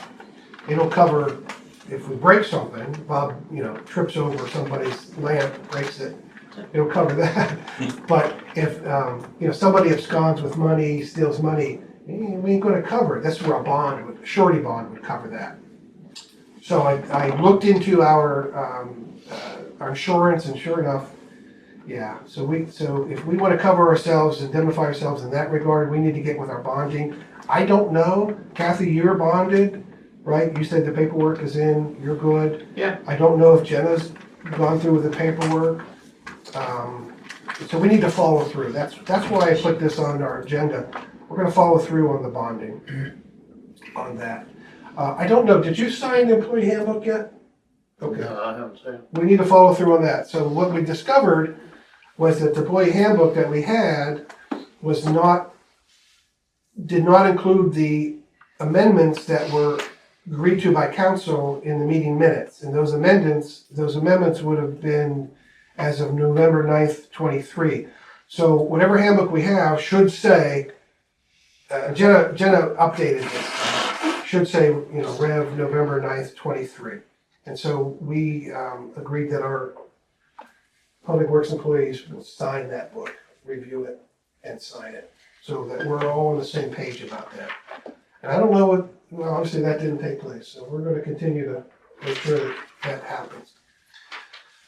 Council agreed to have an onboarding and offboarding process as a policy, and I don't know the status of that, so this has been a question for Jenna, whether we have that, but that's something that we're going to have to get on board as new people, whether they're elected officials, or they are appointed officials, or they are just contractors. How do we handle, did you get your keys? Do you have your passwords? Did you turn in all your paperwork when you left? All that sort of stuff. So very important, actually, to do. So we'll follow up on that. In terms of operations, Jenna is requesting a work phone for her office. And I don't necessarily think that's a bad idea, considering that all of our stuff that we're doing, texting and all that, could be considered a public record. So for Jenna to have all of her borough work on the one phone with text messaging and emails and all that might be a good idea. I mean, I don't know what costs are involved, so I guess we'll have to see how that goes. But maybe next week might be premature to put a motion on the table, considering we don't know what the cost of the phone would be. But I thought we might hash that out tonight. So, council also permitted by resolution for us to have a municipal online payment system. So if we're set up, someone could make the payments for park shelter rentals or whatever online. And so Jenna hasn't moved on that. She agrees it's a good idea. So I'm just following up on that to see where we are with that. It might make her life easier. It would make our tracking of finances easier and so forth. Again, back to our financial controls. So that's something we have on our plate for operations. Municipal record keeping. So this is really important. We have not been keeping our municipal records like we should have. Certainly not consistent with the Municipal Records Act. So I've gotten a few things passed recently. in this area. So in terms of our meeting minutes, I was going to ask Jenna where we are with the back catalog of our meeting minutes. And I want to show you where we are. So we're missing right now January 14th, February 4th, February 11th, March 4th, March 11th. Of course, here's tonight. So 1, 2, 3, 4. So we're missing 5 months, 5 meeting minutes. So we have all the agendas and so forth. So that's something I will work with Jenna on, make sure we can get those in place, because these are legal documents, these are public records, these are municipal records that have to be handled in a certain way. So very important. Yeah. Are you not putting online the recorded minutes at these meetings on the recorder? Are you not doing that anymore? That is a personal thing that I do. That's not a government thing. Because Okay. if that were a government thing, that's a whole other way to handle that. Okay, So I had that's a somebody personal- ask, because they said they didn't see anything online. I'm behind the times on that, and I have them, and I want to put them up. I just haven't got my act together to do Okay. that. All right, So, but that is that's the separate citizens thing okay. there. Okay, so just a reminder for all of us that our text messages, we're doing a lot of texting. That's fine, but they could be subject to a public records request, right? And I come to find out with some of the training recently, training with PSAB, that if the lawyers want to get a hold of that stuff too, they could do that too. So it's dicey. So just keep everything. Don't get rid of it. Okay. And if you didn't know, I do have. I just want to show you. This is our municipal archive, records archive that I've been keeping. I think we are. Oh gosh, I have about 617 records that are logged in here, and these codes are consistent with the Municipal Records Act. These are all the different kind of categories that we have for things that tell you how long, the retention schedules and all that. So I've been keeping records and documenting stuff that I can. I'm up here till 10 o'clock, 11 o'clock at night scanning stuff in, putting it all in here. So we are definitely keeping a track of stuff. Okay. Let's move on to government here. So one of the things that is on our plate is to reach out to White Township supervisors regarding the sanitary sewer situation. And I'm going to get that letter out on behalf of the borough, but I need a little more information, right? So it's coming, that letter. And basically the outreach is to say, hey, we've got a problem here, and you should be aware of it, because we're aware of it, White Township. And how do we solve this problem? Right? How do we work together, good faith, do whatever we can do to solve this problem? Because we don't want to have their sewer water flowing into our tributary in our park. Kathy, number 2 here, outreach. You mentioned having a local government brochure, like at your office there. And I think it's a great idea. Haven't forgotten, that's why I put it on here. So I just wanted to make everybody aware that it's probably something that we should do, right? We've had them before, on that thing on the wall, from a long time ago, nothing recent. Right, things have changed, obviously, yeah. So I'm not opposed to doing it, and I'll gladly do it myself. I just want to make sure everybody's aware of something we're going to have, because it's official communications, for the borough. Ethics, statements of financial interest. Like, we know that we have to file this form with the State Ethics Commission, and let me find it here. And so, there we go. So I did this 2-part ethics training with the commission, with the lawyers at the commission. Very fascinating, very in-depth. So May 1st, see right here, May 1st is the deadline for we elected officials and appointed officials and public employees to file for the previous year. If we don't file, we're subject to a $250 fine, $25 a day. These are kept on file, these are municipal records, are kept on file for 5 years. They are considered a public record, so they're subject to right to know law requests. This is not a borough concern. This is not, this is our individual responsibilities. So, I don't know where people stand on a lot of stuff, and I have a list right here. So, for who should be filing for 25, Candace France, Bill Heaton, Bob Tate, Jake Tate, Janet Helbig, Jason Heaton, Jeffrey Seibert, John, Justin Wittrick, he did that. I did mine for 25. Ryan Toyson, Mayor, did you do yours for 25? Okay. Just make a note of that. And Kathy I give it to Jen. for 25. Okay. And so what I found out in this training was that our appointed officials, including you, Eli, are required to do this. And this came up, and I asked the lawyers, and they gave me this ruling here. They actually did a ruling and said that emergency management coordinators actually are required to file the SFI. Joe Bodustek's required, Gail Hieronymus, our board member for vacancy You board, did it, is I think, required. but I think they were over here. Your constables are also required. Yeah. Jenna's required. The borough, at Widmer, the person who deals with us is required.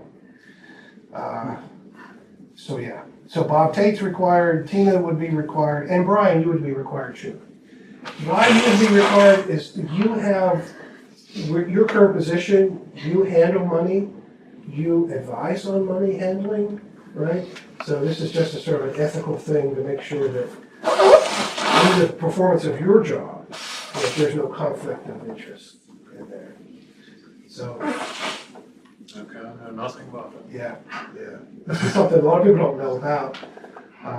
But I think as a courtesy, because this is not our municipal responsibility at all, but we're all in this together, I thought I would just send out a courtesy notice to everybody with the links to the commission, you can do this online,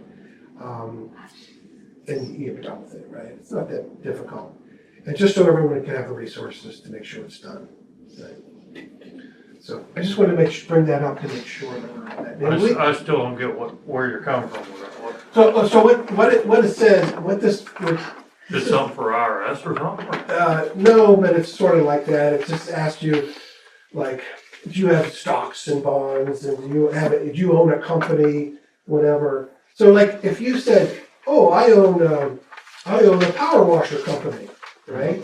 And you're in a position where you make contracts here for power washing, or you're advising us for power washing services, see, that might be a conflict of interest, right? That the state ethics commission might go, ooh, that shouldn't happen, right? Bob Tate, out there, doing the inspections of his real rental properties.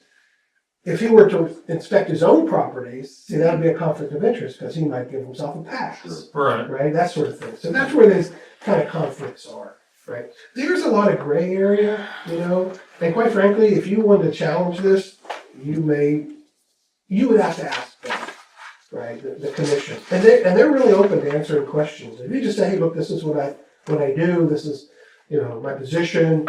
Do I need to file Nothing this? about Right? it. I know nothing about it. Yeah, I'd be glad to help you on that. Yeah, but Never even heard of it. there is a penalty on this. I mean, it's who knew? All right. Municipal records, right? So this is under governance because municipal record keeping is under governance. One of the things that we don't keep records on sufficiently, in my mind, are professional reporting. And so some of these records, like for example, for building permits, occupancy permits, we are required to keep those for a certain amount of time. Some are permanent. You can't destroy those records. Some are 7 years, some are 5 years, depends what they are, right? When it comes to, and code enforcement generally is under public safety. So what I'm proposing here is that we finally do what everyone has been asking for a long time in various ways and various fits of consternation, is that we require of all of our public professional areas, professional reports, written monthly reports from our code enforcement officer, our emergency management coordinator, our fire chief, our planning and zoning officer, and our police chief. Now, we get those from the fire chief and we get those from the police chief. So that would leave code enforcement, planning and zoning, and emergency management coordinator to give us a written report for that. What do those reports look like? I'm not quite sure. Maybe we could work that out. But incidents, Eli, did you check the equipment? Are we good to go? That kind of stuff. Or readiness for the month. Any training that you've done, any activities that you want to, report, that kind of stuff I think would be pertinent to this kind of reporting. So I'm going to put a resolution requiring these public safety professional reports on the table next week. Okay, with that, right now, Bob's our code enforcement. Mhm. Eli's our emergency management. Who's the planning zoning? Tina's, okay. So you can see, this is our municipal archive, municipal records, so you can see under public safety, monthly fire reports, emergency management reports are in there. Permits and applications, those are there. And again, they all have different requirements based on the Municipal Records Act, whether they're kept forever. I remember Chief Stowe, because he's Beaver Falls is like code enforcement head or whatever. And I remember he said to Bob one time, and they were having this discussion, he said, some of those records you have to keep for a lifetime. You just can't get rid of them. I forget what those were. And Bob was like, I don't know. I didn't know.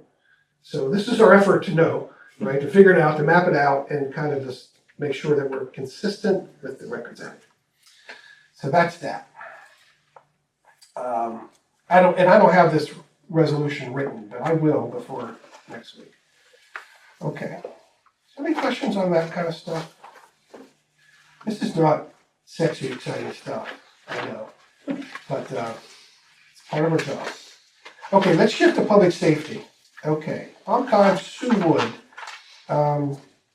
I have on here, under code enforcement, I was curious about the status of the rental property licensing program. I have no idea how many properties we gave permits to, licenses I mean.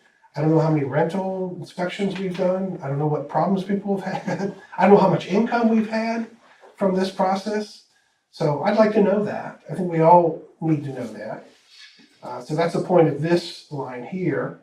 Bob, have you had any training yet for doing the rental inspections? No, I'm waiting for Bob to have some, and I'm gonna go along with him. Okay, That's where that's at. okay, good.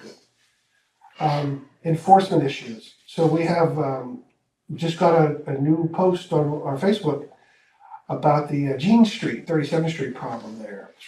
Obstructed motorist sightlines. And in the Monday memo, I put some background stuff there. Where is it here? Including, bear with me. So Wendy Wallace made a recent complaint. She can't see pulling out of Jean Street, can't see up 37th Street. It's a dangerous situation. We've had May 23rd, we've had a number of complaints there. June 15th, a number of complaints there. Bob and Tina said they were going to be on it, right? So I just wanted to see where we stand on that. But I wanted to point out that, and this is in the Monday memo, we have the authority to compel that property owner to make that, to open up that sight line. The state has the authority, because that's a state road right there, the state has authority. To what degree we want to flex, right, and compel, I don't know who that property owner is there. It's your relative, isn't it? No, it was John's son. John's son, okay. He's already reached out to Yeah, ask for I help. saw I mean, he that, does that every year. Okay, sure. He's looking for help to get his yard done, get that. And that's finished great. up. And Yeah. I hope we all can work together and fix that, because, boy, you know, He it's, needs to get rid of all that stuff. okay. It is something, I mean, seriously though, someone who posted on the Facebook page today, this evening before the meeting, said they almost hit somebody, or they almost got hit. So it's like one of those things, like, we're gonna wait for someone to get killed, for something to happen. What point are we gonna fix this problem, right? So I wanted to have this on the table tonight to sort of discuss it, that, you know, neither code enforcement or zoning are here. That this isn't gonna go away. Unpermitted soliciting. So we've had a rash of this stuff going on recently. Other communities too. This is a thing, and it comes in waves or whatever. I guess my question here is, how do we deal with this? How do we solve this? Or how do we get a handle on this? We have an ordinance. It has a penalty, right? $300. You know what it is? $300. $300 is the generic, unless it's specified, it's $300. It's $820, I think it is. What do we do? These people who come in here, and there are a lot coming in, we just shoo them away, but they come back. It's like whack-a-mole or whatever. Last meeting, police officer, chief said, you gotta call him every time. He goes, he said, Bob's not an officer of the law. He can't, what he says, he can't just phone around. He goes, no, call us. It has to be on paper for it to have any teeth. To have any teeth. I guess this, I'm just throwing it out here for discussion. That day too. Okay. Do we as a body say enough's enough? When there are unpermitted solicitors going on, do we call up the chief of police or the police and say, when you get them, write them a ticket, prosecute them. We have it on the books, right? We can do that legally. Where it goes from there, I don't know, right? Will the magistrate dismiss it? Will they follow through? I don't know. That's another issue. But do we pull the trigger and say, Beaver Falls Police, Chief Johnson, we want every person you find to get a ticket? Is that going to solve a problem here? Because what we're doing now ain't working, for sure.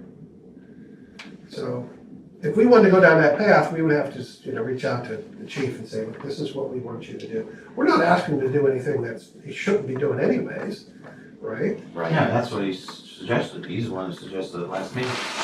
These calls. Yeah. And we know that, who are the big offenders, the chronic offenders? Trinity. Trinity? And then these Yes. energy places. The energy first Solar energy. power crap thing. Yeah, they come to my house one time, and I told him, are you selling? No, I'm not selling something, can I come in? I said, no, I wanna know what you're here for. Well, let me explain to you, and he would not leave, I just slammed the door and shut it. So now I got a no soliciting sign, so nobody can come. Yeah, that's part of in the next line item here, code enforcement zoning, PEOP. PEOP stands for Public Engagement Outreach Program, right? So when I catch wind of people soliciting, I will go back and I'll find the page on the website and I'll share it over there that has the permits and it tells people what to do, right? That's part of public engagement awareness, that sort of stuff. And the last time this happened, I did mention, if you put up a soliciting sign, Jehovah's Witnesses aren't to come knock on your door, Girl Scout cookies aren't to come. That's a Supreme Court ruling that they can go around, they don't need a permit from you, Mayor, if you're doing religious canvassing or political canvassing or nonprofit canvassing. But if you have a no soliciting sign, don't go on the property, right? Or don't knock on that door. But it has to be, it has to be a sign. And some communities actually have factored that into their ordinance. or even their programming, where, I don't know what communities, I wrote about this at one time. The mayor actually offers no soliciting signs, right, for stickers and stuff like that. So, we're not doing that. I think we should do that, right? But, I think we can do more to address this problem. And I think just, going down the route of advocating for prosecuting these people, I think that's where we need to go. Do you have the phone number for the police department on that website where it says who has permits and who doesn't? Do you have anything there that says Yeah. if somebody's coming that isn't on this list, then call this number and. Non-emergency number, yeah. Yeah, in fact, I'll show you.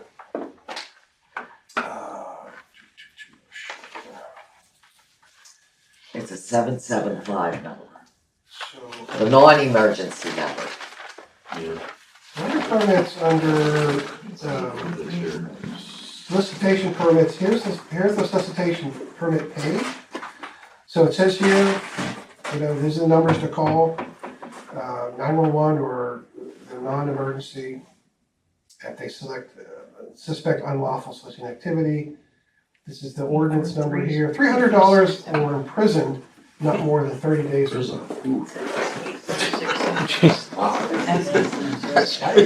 Yeah, harsh.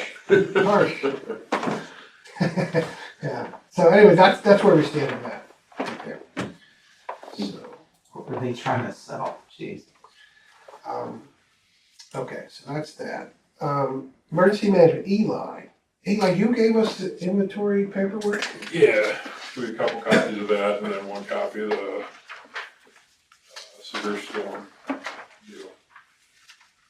Hazard severe storm. Do you want me to post this? That's a emergency management thing, that's not to be public. What are we looking at here? Is this a hazard response plan? Yes. Okay. Yeah, that's part of the special hazards thing that you get to look at, but not distribute. What's in the trailer? Gotcha. Yeah. All right. I will make a note of that. That kind of falls in with severe storms, power outages, all the acts of nature. Does that include like train accidents that would happen down there or something like that? Is that included in that or That's a totally separate that's issue. separate? Yeah, Okay, but it's in the same realm. realm for it. All right. Oh, this is good. Okay. This is literally just bad acts of nature. Mhm. 99% of it is a public works issue. The biggest thing is, I've told you folks before, if it's a real bad winter storm, that was our worry when we had that big storm. Mhm. If he gets overwhelmed, or if it exceeds his capability and he's gotta bring in somebody else for help. If there is federal money, big if, it's kinda rare. Then EMA can get involved, keep records of it. Several years ago, there was a big honking storm that you wound up doing Boku overtime and throwing down more salt and sand than normal. That was declared a federal disaster. Bill looked at all the payroll records, all the salt sand records, submitted all the reports that EMA is required to, and we got a little bit of money back. We're the resource people. Okay. But it's truly everything is up to the. Okay, good, thank you. Gotcha. Thank you. So number 2 here, in response to last March 11th incident, council moved forward on this action plan. We have the hazard warning signs printed up. Did we get them? Yeah, we have. Okay, We cause made 15. Huh? We made 15 of them. I got a phone call from CVS in Chippewa. Something about somebody ordered some signs and they weren't able to do it. I said, okay, if this is for the borough of West Mayfield, you may want to call somebody. Oh, we had your name and phone number. Like, well, I have no idea. They said, oh, well, you can go to 1-800-SHOP-CVS and check and see maybe another store could print these for you. Like, yeah. Pay with gift cards. Yeah. Well, Bob got the signs made over, Rochester. One day sign? Hmm? Is it one day sign? No, it's, There's a guy up in Rochester. Yeah, as you head up towards Signs Yeah. Signs Express. Signs Yeah. Express, yeah, I thought I had, and I think last meeting I have the signs, yeah. So we have 15 of them, they're double-sided, they're the, like the, Corrugated Sign. plastic stake in the ground. yeah. I thought they'd be up here, but I don't know. Have you seen them? I haven't seen them. Okay. So we have those, so Eli, you worked on this plan here. I drafted some stuff too, and maybe we can synthesize this together and see how we can make that the best possible Yeah. SSO response plan. Outreach to White Township, I mentioned it earlier. I just want to get a little more information before I do that outreach to them, like making sure we have our plan in place, because I want to tell them, next time this happens, we're gonna let you know, and we're gonna let Beaver Falls know, and this is what we're gonna do when we have a sanitary sewer overflow coming out of your pipes into our tributary. Yeah, not today, I was doing some research on DEP, I found that tributary and all of Walnut Bottom Run is considered impaired waterways for silt, actually, silt infestation. Interesting. Okay, anything that you need, Eli, for outreach to the public? We budgeted $50 for you for this purpose. So if there's any messaging, we've got a storm, September, no. There's a. Emergency Preparedness Month is September. Okay, but there's something, I think, coming up sometime sooner. Maybe. But anyways, whatever you need. The biggest thing, the power plant sends out that little mailing every year. It's a little half brochure thing, and it has the response card for people that need help. Those cards have dropped off drastically. Bill's original records going back from 2003, 2002, yeah. There were a lot of people that responded. And less and less and less, and I think you sent one last year. Me? Yeah, Oh, I don't know. the little mail-in I card. don't know if I did or not. 3 people sent reply cards. That's because everybody's died since 2002. Well, right, but, and there's a lot of people that were in their 80s and that, and Yeah. like, and yeah, chances are you're no longer around. 10, 11 years ago, there were 12 people that responded annually. And like I said, since then, it's been fewer and fewer responses to the county solicitation that we get cards back from. So How can we help you do that? I'm wondering, because you had that little survey with the electrical response thing, Sure. I'm thinking maybe if we could put together some kind of, hey, if you might need help, let us know. I just had the unfortunate incident to talk to what do you call those people? Hospice nurse for my father-in-law. Hospice, if you are at home, hospice plans for power outage.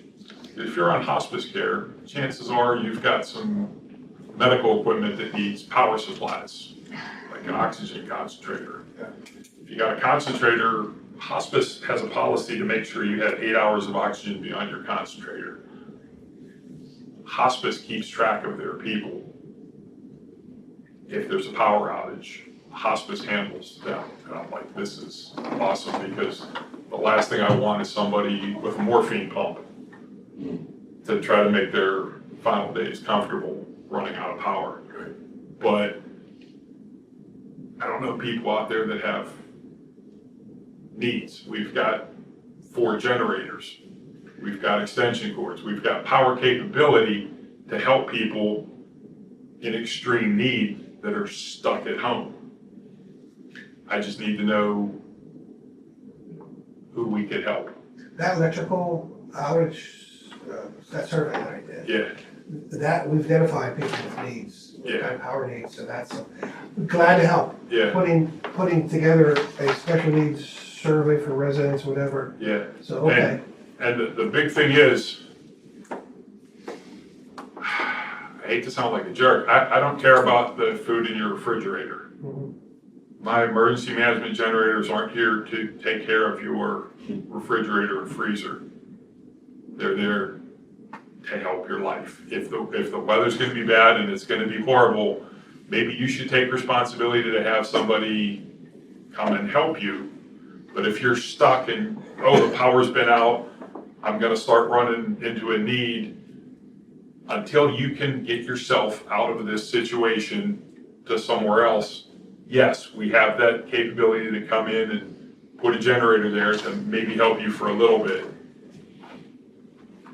But you need to leave. If it's a prolonged power outage, we're not here to supply a generator for you for 2 days. We're here to help you till you can get away, till you can get yourself to safety. So yeah, if we can get some kind of outreach to the citizens to let us know. And that kind of messaging, storm preparedness, event preparedness stuff, Yeah, I put something out 2-3 days before that last winter storm saying, get ready, it's coming. Yeah, it's just part of the job, right? Part of the, just gotta keep putting it out there. It's a constant thing. So, okay, good. but Thank you. we've got that trailer, we've got those toys. We could help. We just need to know who needs the help. Well, 5-6 years ago, we had a power outage. I started calling people that had responded in the recent years. And I just call and leave a message.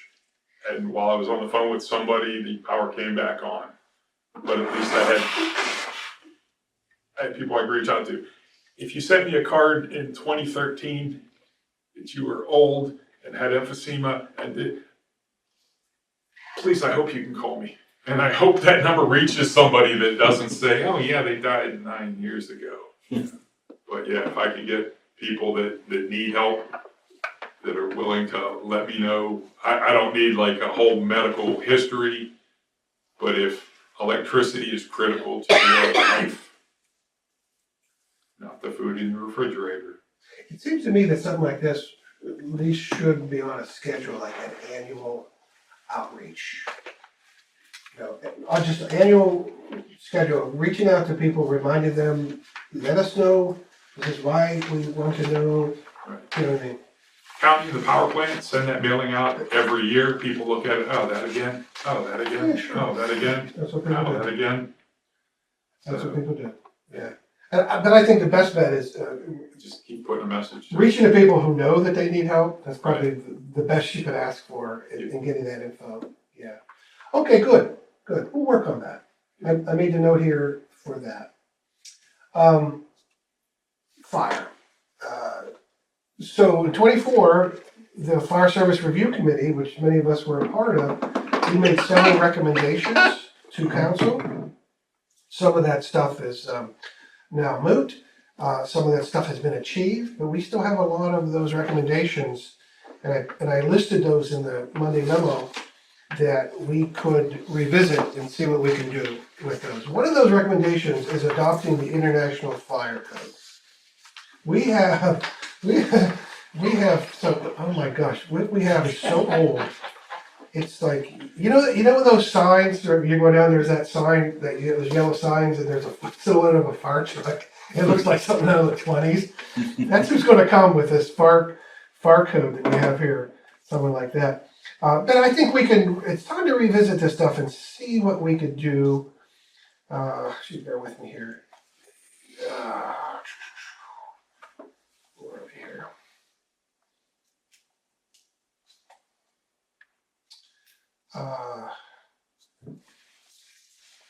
Yeah, so we have a bunch of recommendations. Public safety strategic planning, fire prevention, fire protection program, which leads to what I'd like you to talk about, Sue. Ordinances, public safety leadership, fire safety readiness, yada, yada. So there's a lot of stuff there. But in terms of connecting around a program, fire prevention and protection, you want to share your conversation with Mark Stowe, the idea that you're cooking up with the fire alarms, smoke alarms? Sure, the Beaver Falls Fire Department currently has free smoke alarms for folks. I'm gonna email Kevin tomorrow what Mark Stowe asked that he publish, so that folks can contact him directly, that would be Chief Stowe, by email, and then he'll put them on a list, and then fire company representative will come out to the house and install a smoke alarm. They used to just hand them out, and people were selling them. So now that's not going to happen anymore. Because that was pretty silly. And in addition to that, there's a program that's going to be starting with the Red Cross called Sounding the Alarm Program in the future, which will be more free smoke alarms plus a program, and I don't know what else. But currently there are free smoke alarms for folks who, and again, I'll give him the information so that he can publish it, so that folks will know who to contact, how to contact Chief Stowe, and then hopefully people will take advantage of that. Some folks don't want anybody in their house. I'm familiar with that thing, and usually it's older people. I don't want anybody in my house. But, everyone should have a smoke alarm, and the new ones are good for the batteries are good for 10 years. So they don't have to press the button, they don't have to have the smoke alarm start going in the middle of the night. It's not for 10 years. And you rip the 9-volt out and. We were talking about the advantage of this PEOP opportunity for us to say to our residents, we're here for you, we're helping, this is of interest to us, it's part of what local government should be doing, right? Looking after these types of Community interests. service. Community service. And so we'll leverage this, right? We'll work with Chief Stowe, we'll leverage this because I think the message needs to be gotten out there that local government can be a force for good, it can be productive, and this is how. And I've read in the news in the last few years of tragic house fires where people were killed because there was no smoke alarm in the house. I can't imagine living in a house without a smoke alarm, but apparently it's not that unusual. So. How many elderly people, that smoke alarm went out 10 years ago and they just can't get up there? Or they never had one, or they're my mother-in-law who took her hearing aids out, and if the smoke alarm had gone off, she would have never known it. It wasn't a flashing. Not that that would have wakened her either, and she, of course, fell asleep on the couch with a cigarette, so. This is a real win-win. I just want to take a moment to tell you how we got onto this. At our town hall last September, right? September down the park. Yeah. The firemen were there. Yep. And the firemen mentioned, oh, we've got this program. And I said, oh, that's great. And so that was September. So I'm sitting on a guardrail at the Easter egg hunt with the fireman, and he says, hey, you ever thought about that program? And I was like, oh yeah, okay, yeah. Forgot about it. 6 months ago. And so I said, okay, and then I mentioned to Sue, and I said, oh, let's connect the dots here, because he was like, oh yeah, great, I'm glad to work with you on this. I said, okay, let's do that. So you see how it just goes, if you just keep the threads going on that. So, great, thank you. Sure. Planning and zoning, so Tina's not here, but, so there is a proposal, the power wash outfit down there? They have a sign across from the Corner Tavern. That outfit wants to put a new sign, a digital sign up there. And so they sent Bob a proposal and some specs on it, and I put it in the,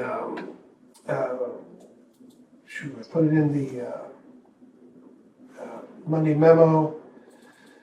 So Bob and I had a couple conversations like, these are some of the specs. And they didn't have dimensions, so I just found out it's gonna be, I'm gonna say 5 by 6. And this guy's offering to put community messaging Nice. onto this board, right, which is kind of cool. And it's gonna be nice, it's gonna have like a brick base to it, you know, So digital. he's gonna put it up in that corner tavern lot where his other one I is. think kind of like where he has his now, yeah, do that. So, so Bob sent me the specs, and this is what it looks like. It looks like this. I mean, this is what his sign will look like, but it'll be digital, so it'll change. So Bob and I, we looked at the zoning ordinance 307, and does this conform? Yes, yes, yes, but then we realized that there's a whole lot of signage in this borough that just does not conform. What do we do with that? That billboard, the Kunzelman billboard? No, Yeah. not Kunzelman, it's No, it's Cordless. cordless and Corliss. That's been there for many years. In no way, shape, or 30 form years. does that conform to our code. Yeah, but it's in the bushes, who cares, huh? Right? Break the law, who cares? Who cares? Yeah, I know. So, but I don't know. So the question is, we have laws on the books. Do we ignore them? What do we do with them? Right? When we have stuff like that, you know what I mean? So anyways, that's another issue, like looking at that sign ordinance, section 307, yada, yada. Because it talks about billboards, it talks about bigger boards, you know, marquees and stuff like that. So it seems to me that looking at the specs, that this sign proposal is okay. It fits the ordinance. I don't see any reason for us not to, or Bob to give a permit. And I don't see why this is even an issue for council. I mean, we don't ask Bob to come bring his building permits for council's approval. This is a sign permit, so it just seems to me that it all checks out. So, I mean, my advice to Bob is to issue the guy a permit. So our fee is $25 plus $2 per square foot. Do the math, 5 by 6, whatever that is. 30 square feet. So that, and then it's, I guess, according to there's just a one-time fee for those signs. Even though the solicitor had mentioned twice 2 years ago that we should be annually charging for these things, but that didn't happen. Anyways, that's another issue, looking at the zoning ordinance there.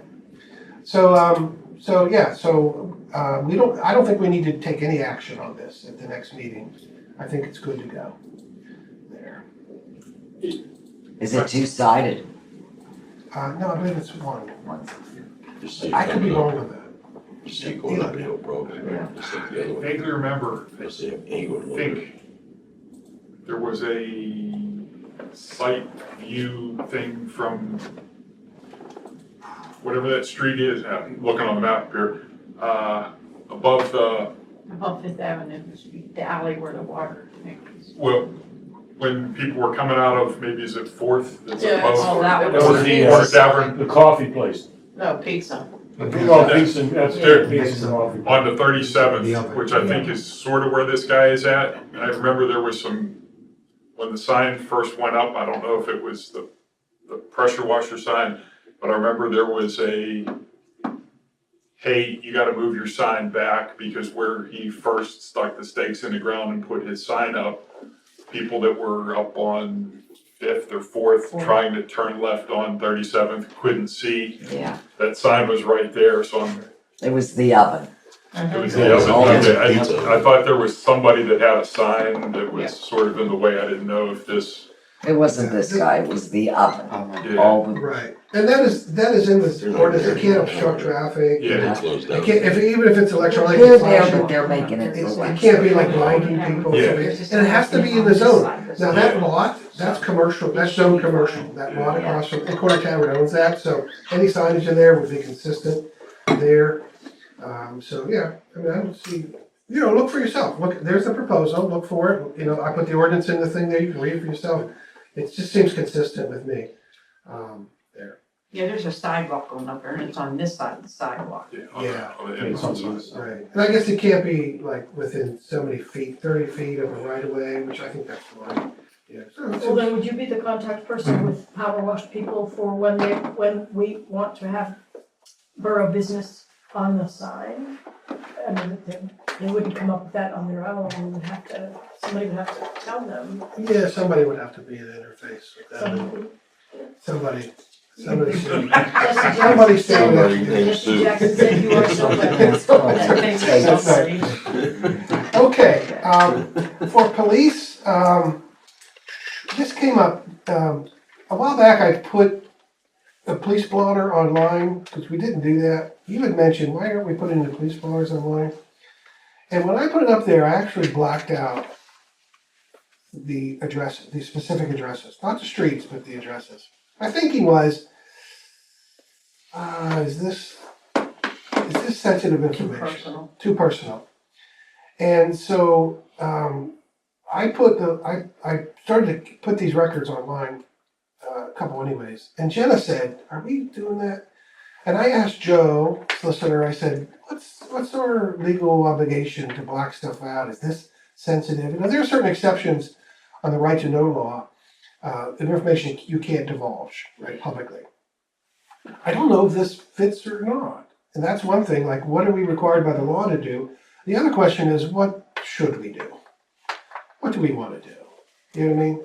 So I guess it's still an outstanding question of, is the police blotter legal, permissible with redactions, or should we do this at all? I mean, someone has a right to that information, but should we put it out there publicly like that, like posting on the website?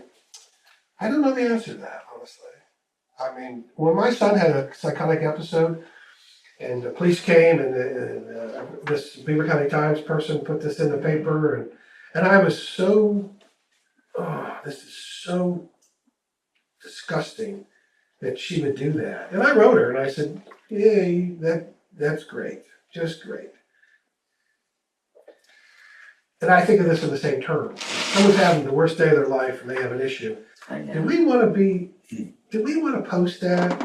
You know what I mean? A lot of newspapers used to put the police blotter in the paper. I don't know that there even are any newspapers anymore. In the mug shots. Yeah, but Yeah. Newcastle News did that, and so, you know. This is a question of, Embarrassing. Buckshots in it's there. not a question of whether a police blotter is a municipal record. It is. I got them in the archive, and they're coded. They are. But Doesn't need to be on. do we need to put it up there? Mhm. I don't know the answer to this question. I really don't. So maybe we'll talk to Joe about this and whatever. Kathy, you had a concern about that. What are your thoughts? I don't have a concern. I just don't, I wanna know if there's a pedophile living on my property, and if there's activity there. Right. So for you, would just like the street be sufficient, or would you Well, like to isn't see there's a the house? website you can. Yes. Make it flood. Yeah, make Well, it. but you know, and then we go back to the license plate thing. If there's something going on your street and somebody's stealing license plates, I wanna know about it. Yeah. Cause it could, my plate could be next. But that's news as You get one opposed to the back? police I'm blotter, still missing one. right? Police had It's to been since deal with June. that. So you have no plate on your car? I have a plate, they gave me a temporary plate. That was a court case. Or you I could had another maybe one, break paid it down for to it, like personalized plate. break-ins, I have yet to get speeding, that. you know, I don't know. Something like that. Yeah, I mean, Since June. if there's a way, we might be able to just, if Chief Johnson's given us information that we really don't need, we might ask him, like, leave that off, right? I mean, are we required to have that the house 624 West 8th Avenue was whatever? I mean, I don't know if we're required. I mean, here's the incident log right here. Oops, here. This is what they look like. This is actually 2019. Oh, this is an old one. But see this? Okay, 3619. There, and that's a short one. I don't know. I do not know the answer to this.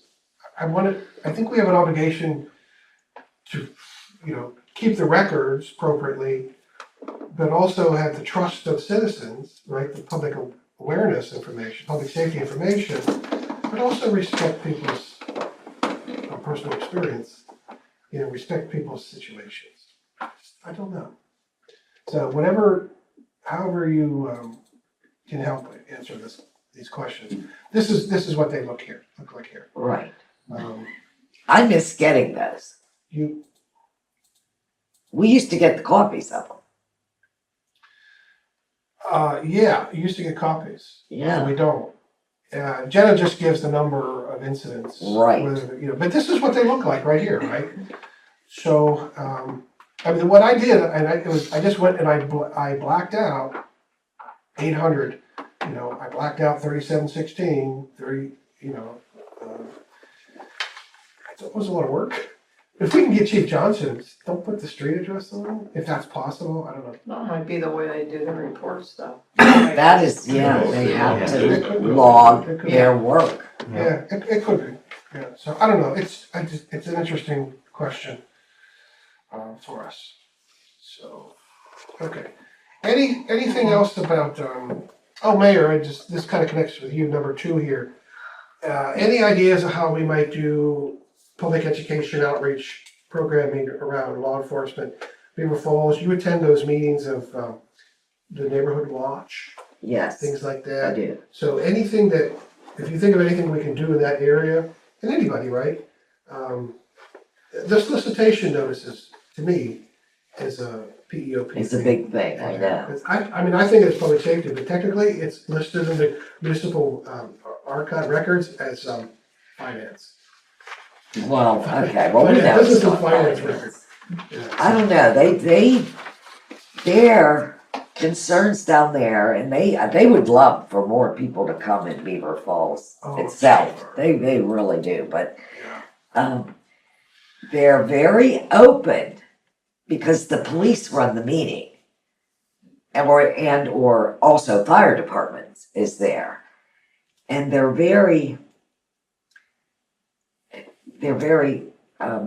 open with the people. So they answer the questions that the citizens have, so I mean, I'll talk about this here, I don't have to bring it up at the meeting next week.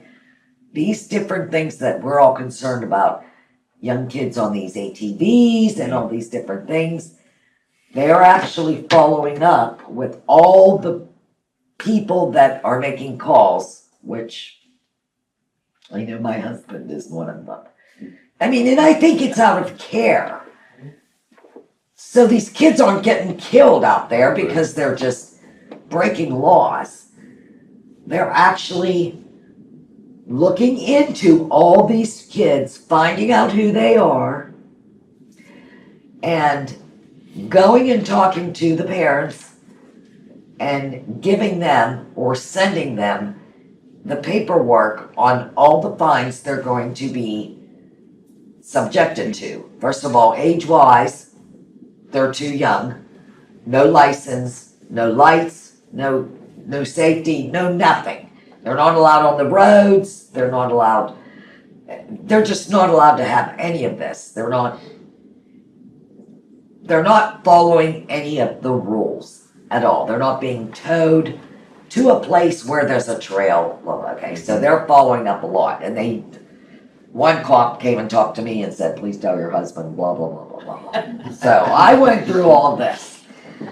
And I wanted to tell you too, Nora, because one of the cops talked to me about what you had talked. He talked about you, okay. Another thing is, a big thing was brought up about fireworks. After this man had just exploded about all the fireworks around his home, he said, can't you do something? You're the police. And after the police explained what they do and all the calls they answer, I just raised my hand. I told him who I was. I said, listen, there is no safe place to hold fireworks or set them off where we are in West Mayfield. People spend thousands of dollars on fireworks because they can do it now. Right. He said 40 or 45 years ago, Geneva put them off. Right. Everybody went to Geneva and things weren't it was just a few fireworks in your yards at some parties. It's different. It's a new world. People go out and spend money, and they don't have them on the 4th of July. They have them July 1st, 2nd, 3rd, 4th, 5th. I said they have them for a week, and they go on till 2 and 3 in the morning. I said, they complained about their pets, their roofs, their cars, and how close they are. And the people that have parties, and someone was killed 3 years ago, so they celebrate his death with fireworks in the middle of the road. I said that I understand, but it's too much. There's just nothing you can do. Nothing. I said, Well, what is in our wheelhouse here, in our realm, is public education. Right? yes, Reminding people of what the laws are, reminding people to be safe. I mean, you wouldn't think you'd have to do that, but, that's just the nature of public communications like that. You just do that. So in terms of public safety, this is the page we have on the website. So there's emergency management, there's code enforcement, fire, and police. Any stuff that you find along this line, we could put this on here and then share that, bounce that over to social media, whatever. So we're doing our job. And I think we just have to sort of wrap our heads around this new thing that we can do that we've not done very well in this borough, if done at all, is this sort of purposeful, intentional, I don't want to say intense, but more than what we've been doing in the past, right? Emergency management, Bill has given me stuff over the years, so I've got stuff on here, stormwater stuff, and I've got some stuff that's happening here, the mapping stuff. But there's a lot of stuff we could do, right? Just the nature of it, you know what I mean? it is. Yeah. It is. So, but I'm open. Whatever you Yeah, want on and here. I can share on that site. Mhm. I'll be glad to. Yeah. I mean, Okay, good. that's great. And I'm gonna, everybody around the table, no matter what you're, even citizens, if you think there's messaging that's beneficial, let us know, and we'll make that happen. Okay, finally, Public Works, our last issue here. Bob and John, you're the oversight chairs here. Just like administrative stuff, I looked at the Public Works reporting that we have due. And, John, we had talked about in one of the meetings that it would be awesome if you could reach out to DEP and about this stuff and say, tell us how this is done. Yeah. So here, we had January 31st, there was a DEP corrective action report that passed due. The report due April 1st is the annual manhole inspection. That is Bill Heaton's own schedule. I think it's a great idea. April 1st, biannual outfall inspection report. Okay, that was Bill Heaton's schedule. Report due May 1st. This is something I'm proposing, our spring road survey.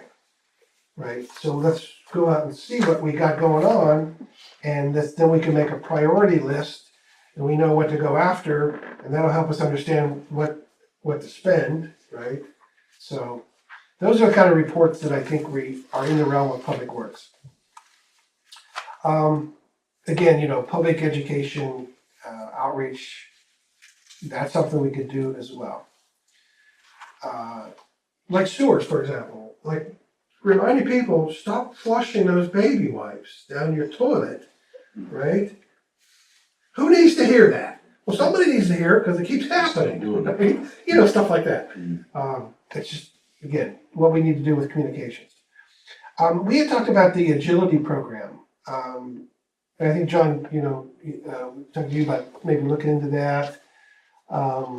Brian, you recommended, I think this is something that we could go ahead and move on. So I looked into it. So what we need to do, we need to sign an agreement with them. Because there's some regulations involved. So what needs to happen is we need to enter into an agreement. And I thought maybe the best way to go about this, I think I'm all for it. I don't know if you looked into it, whether we're for it, you're for it. If we do a motion directing us to begin the process to make that happen, we can do a resolution that accepts an agreement. And I've seen other municipalities, that's what they did. Resolution accepting the agreement with the agility program, right?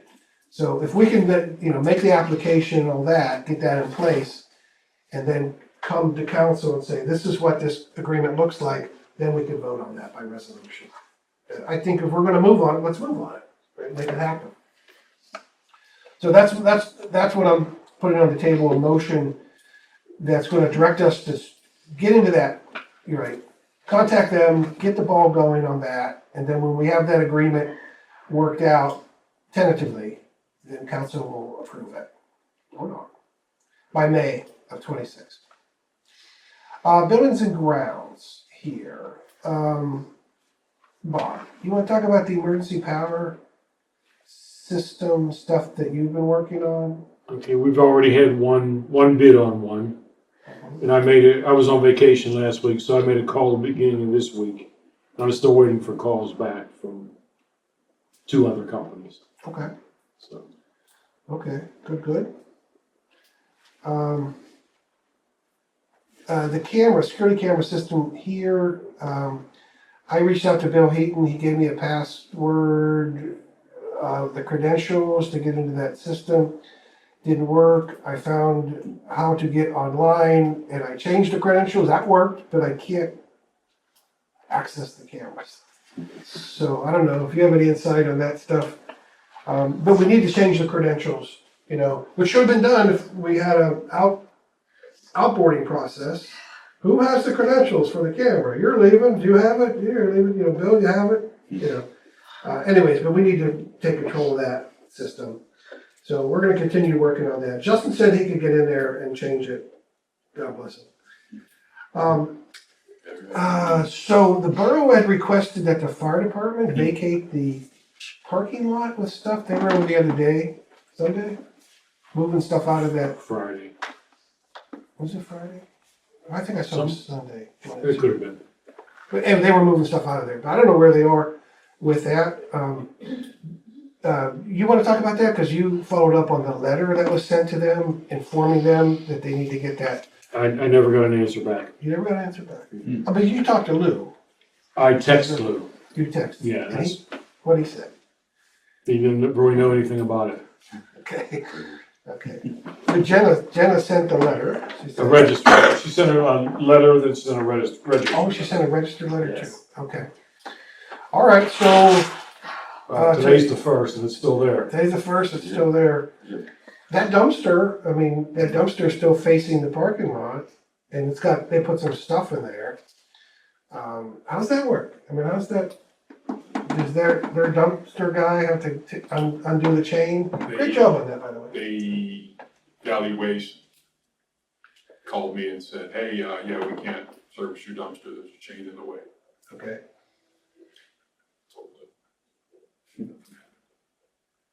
Take the chain down. Well, the trailer is still sitting there. It was supposed to be gone today. Yeah. So The chain, I don't know. do you just leave it sit there or do you get rid of it?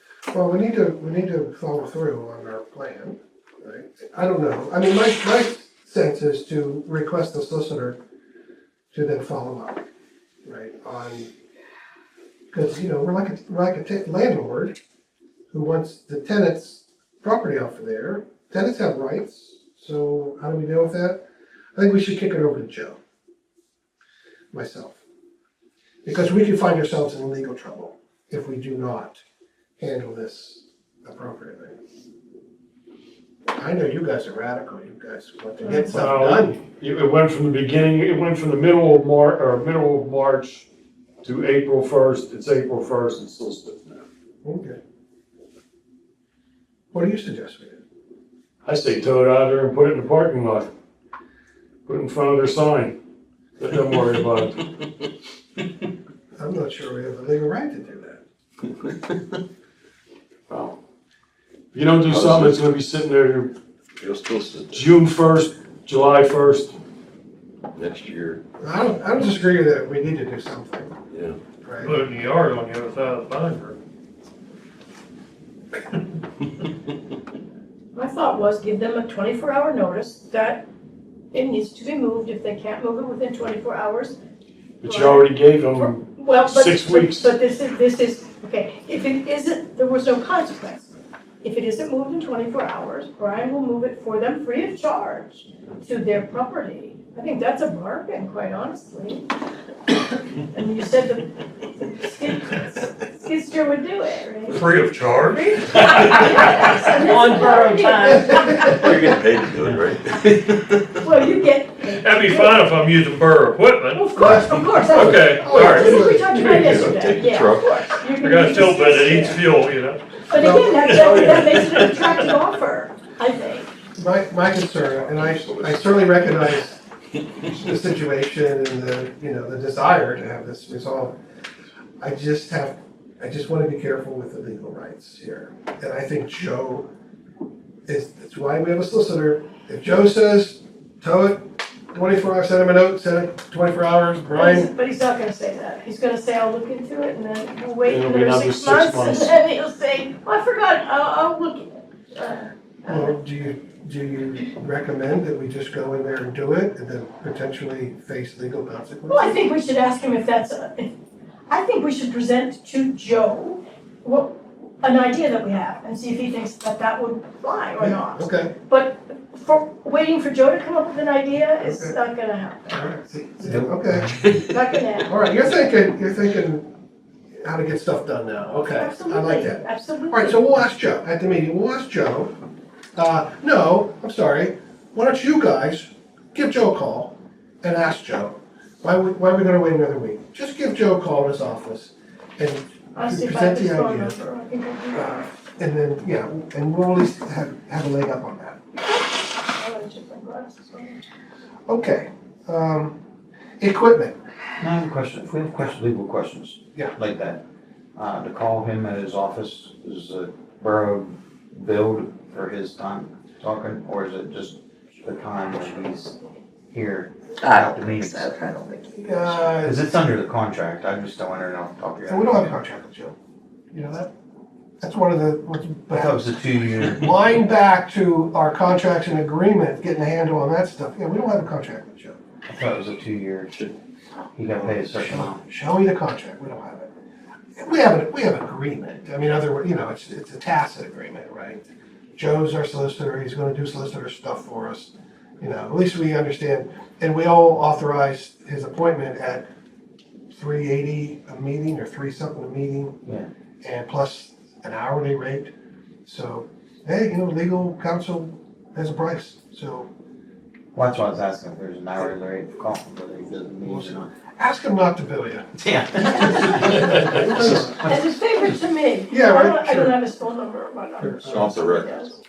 Okay. Off the record. Yeah. So you guys you're gonna reach out to Joe, we'll get that Saying going. I'll get back to Call you him. 6 No months. sense, I just need a phone number. No sense If fooling anyone around has any one. longer. Yeah. So, I do it at home. Okay, I'll call Is it you. home? Yeah. I have to call you about something else anyway, the business, so, okay. Okay, so at the last meeting, Brian had given us a proposal for a power washer. Council wanted a couple more options, and Brian had sent those options.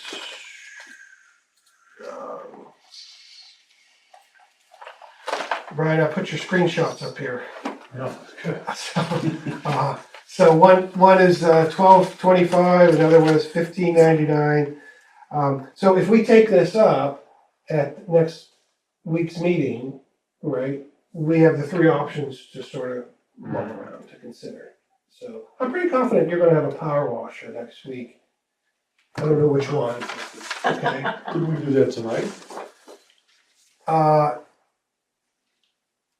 Well, What's the third option? how comfortable are you making a decision without the public works chair here or the budget and finance chair, oversight chair? Well, the one option is completely off the table, because they said it was too much money. So you already have 2 options. Well, I don't know, I mean, not everything that's cheap is worthwhile. You know what I mean, right? Right, just because something's cheaper, price-wise, it's inexpensive, I put it that way, doesn't mean it's the same quality. And that was a concern of yours, Well, That commercial was grade, the biggest thing, yeah. yeah. So I don't know, Something's gonna last. Oh, that's that's just, what I was gonna say, well, that's Brian, his so which mobile. I don't one, have his on. which one do you think is the better option? I mean, it's not like it's that Well, much both of these difference are in pretty money. much in the same category. Just one, just a What little was the cheaper, you know.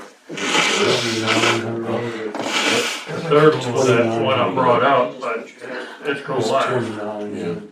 The thing is, these are offline. I'm gonna order them offline. Where that other one is a company that if something goes wrong with it, they're coming here to fix it. Oh, that's a consideration. Yeah. Still service. To where if something like that breaks, You where gotta we fix get parts. it out, you can't do it. Yeah. Yeah. That's a different thing. So I think I mean, we can even go to Home Depot and get one for $500. Yeah. You get what you You pay get what you pay for, right? You go get 2 or 3 of them, Yeah. because it's gonna last a So, time or two. I personally, Bob, I would feel comfortable having more of a compliment here. I mean, I was just concerned, Brian's bringing his own stuff into the home Oh, yeah. to work with, and that's crazy. Unacceptable, yeah. Right. That's another thing, right, Brian? If you're bringing back to the ethics thing, right? If you're bringing your own stuff in here, like, if you have a power washer at home that's about to break, I'll just bring it into work, use it, Oh, and say, hey, It broke. I broke while I was using it, can you buy me a new one? You know, I mean, Some people would do that. I'm not excusing you Oh, of well, that. Some people would do that. That, some people Not would do you, but some. that. Some people might do that. Anyways, the other memo, I think I have this next on Who would do that. that? So, I mean, I got my scissor lift here, I got my chain sharpener here for the chainsaws. okay, so just to follow up on we talked about this numerous times, whatever you need for the pipe camera, we talked about a trailer, generator, all that sort of stuff. I'm gonna encourage you and Bob, let us know.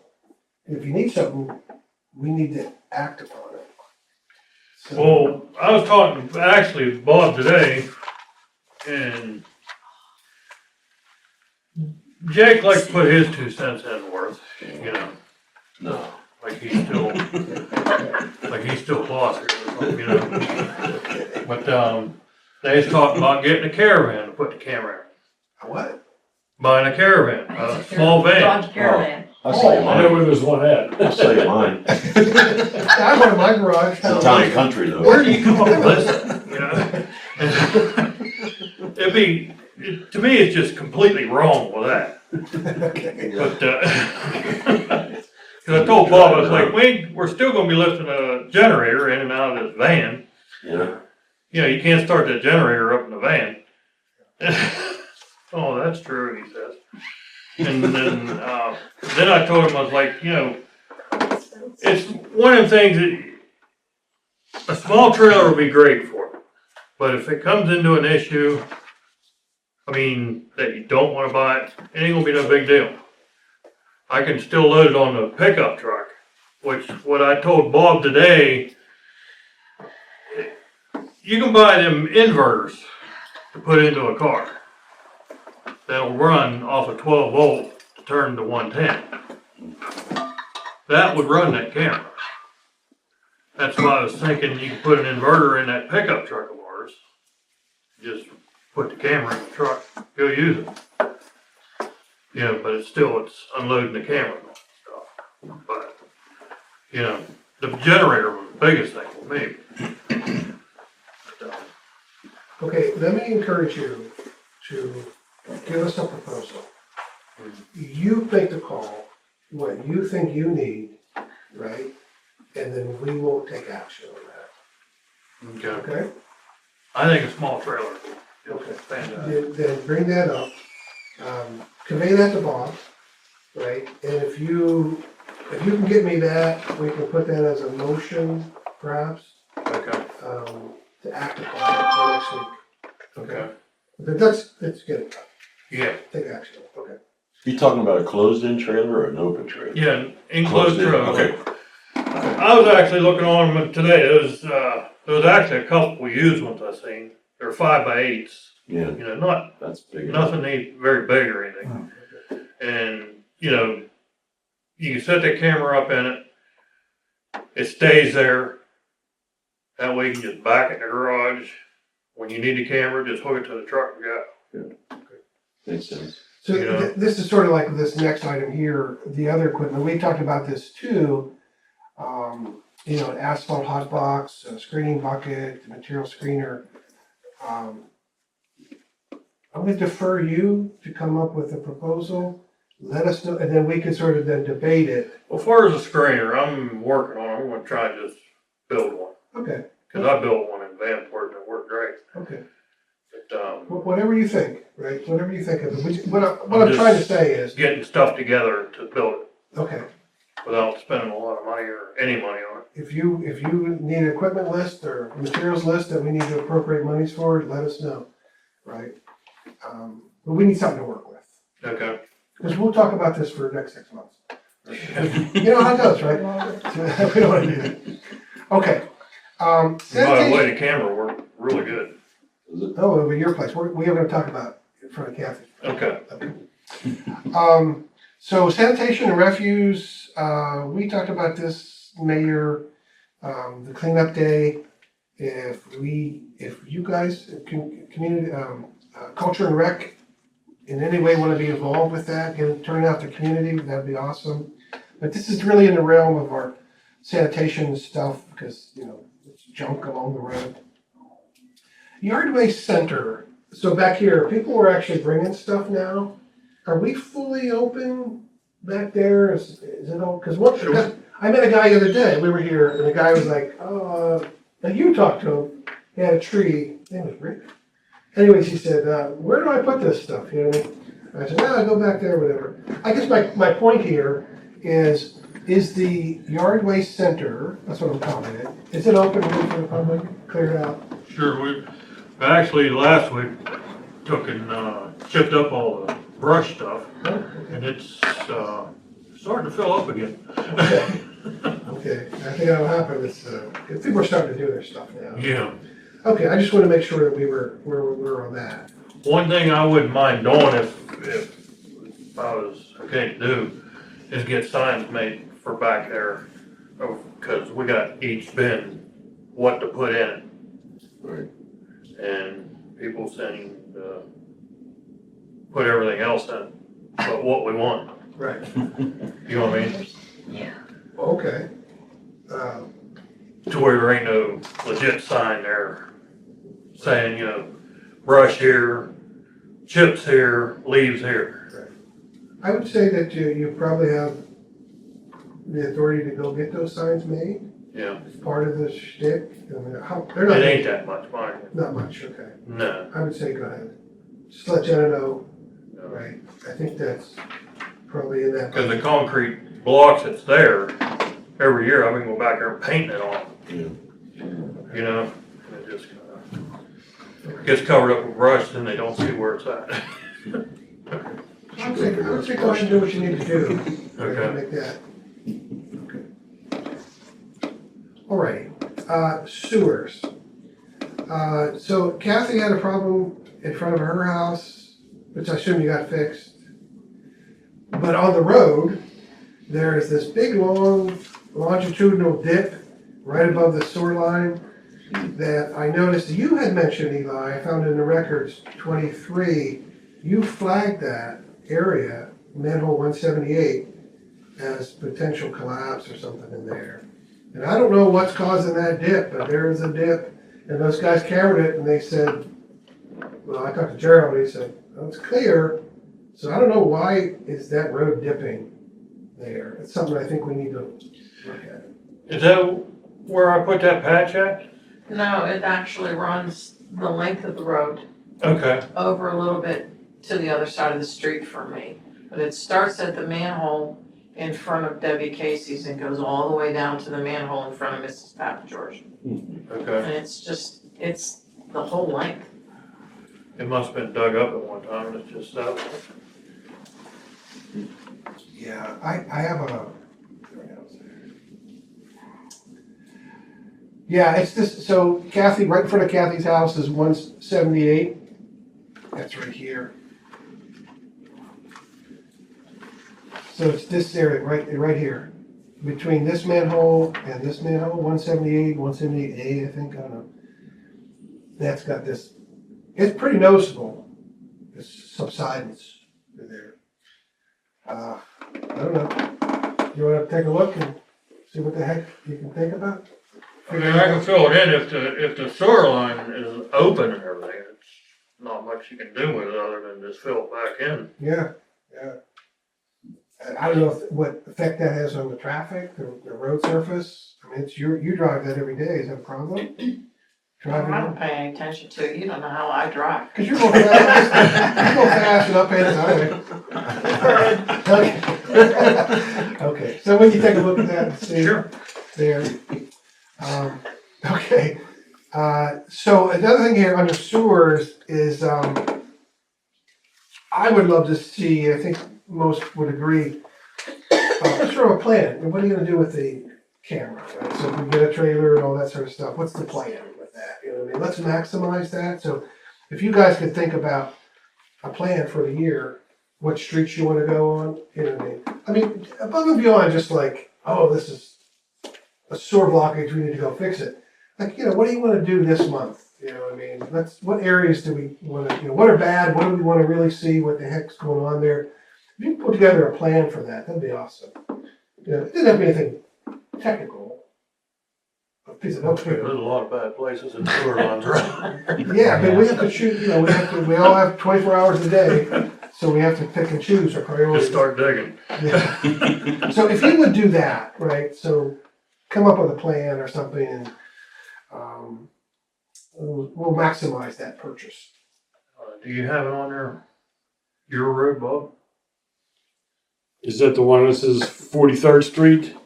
No. Are we talking It's about? 43rd and Craig Street.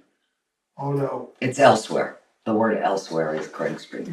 Well, okay, so what this under streets is, you know, to me, this is actually an MS4 issue. I don't see this as a street issue. This is an MS4 issue. Why? Because it's stormwater. Stormwater is stormwater. Channeling that stormwater away from roads, away from other properties, whatever. To me, that's MS4. That's how you manage stormwater. But it can also be considered streets, right? So we gotta reach out by somebody who saw where you had done some digging, clearing. She was like, what the heck's going on there? And so you were trying to make a clearing so the water. Maybe the West 7th and 43rd? Yeah, between West 8th and, you know, that Birchall, Mrs. Birchall, her place, yeah.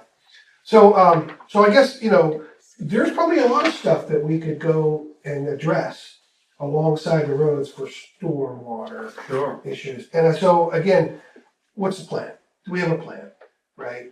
Whether it's we do one street, one area a month, 2 a month, I don't know. I think we need to have some sort of plan so that we can really get stuff done, right? Always prioritizing the worst.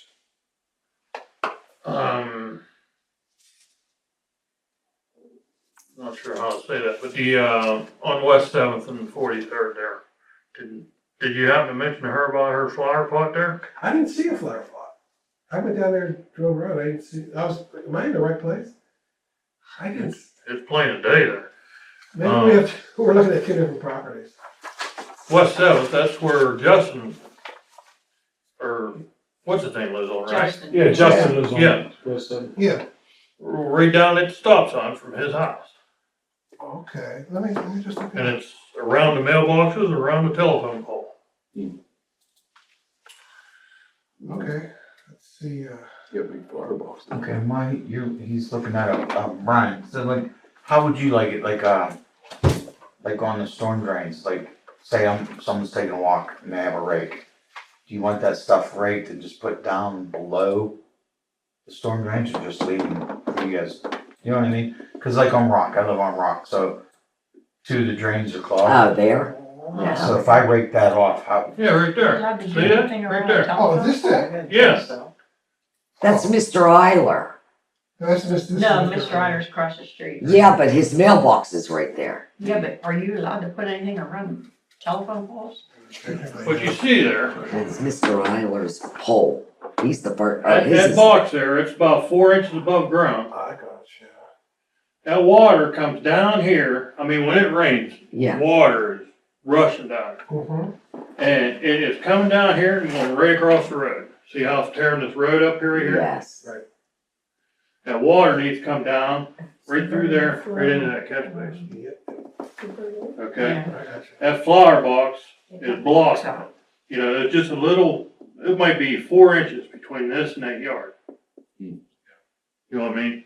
And there's a ton of water comes down the side of the street. And there's a catch basin right there, none of this water could get to it, because it's so high. Okay. So all this water is gonna come down here, we need to get that out of there. And some of this needs to be actually built up a little bit, so that water can come on down and get into that catch basin. Cause that catch basin is higher than the ground is. You can see that water, what you're talking about. Yeah, It's that's coming right. in, shooting across. Yeah, it's plain as day. I thought this was the property, cause didn't you dig this out right? I dug this out because all the water was coming out of this alley and actually coming down the road. Yeah, and there is a pipe underneath her driveway. Yeah, there's a I pipe. saw that, and that catch basin is right here. Right. So I went on her, it's a GeoHub map. If you haven't seen it, it's pretty cool. If you go to public safety, and if you go to code enforcement, and if you come down to this little black button right here, you can click on this, and you can get this really cool map from the county, and you can look at properties, stuff like that, and you could see, where are we here? You could see, there we go.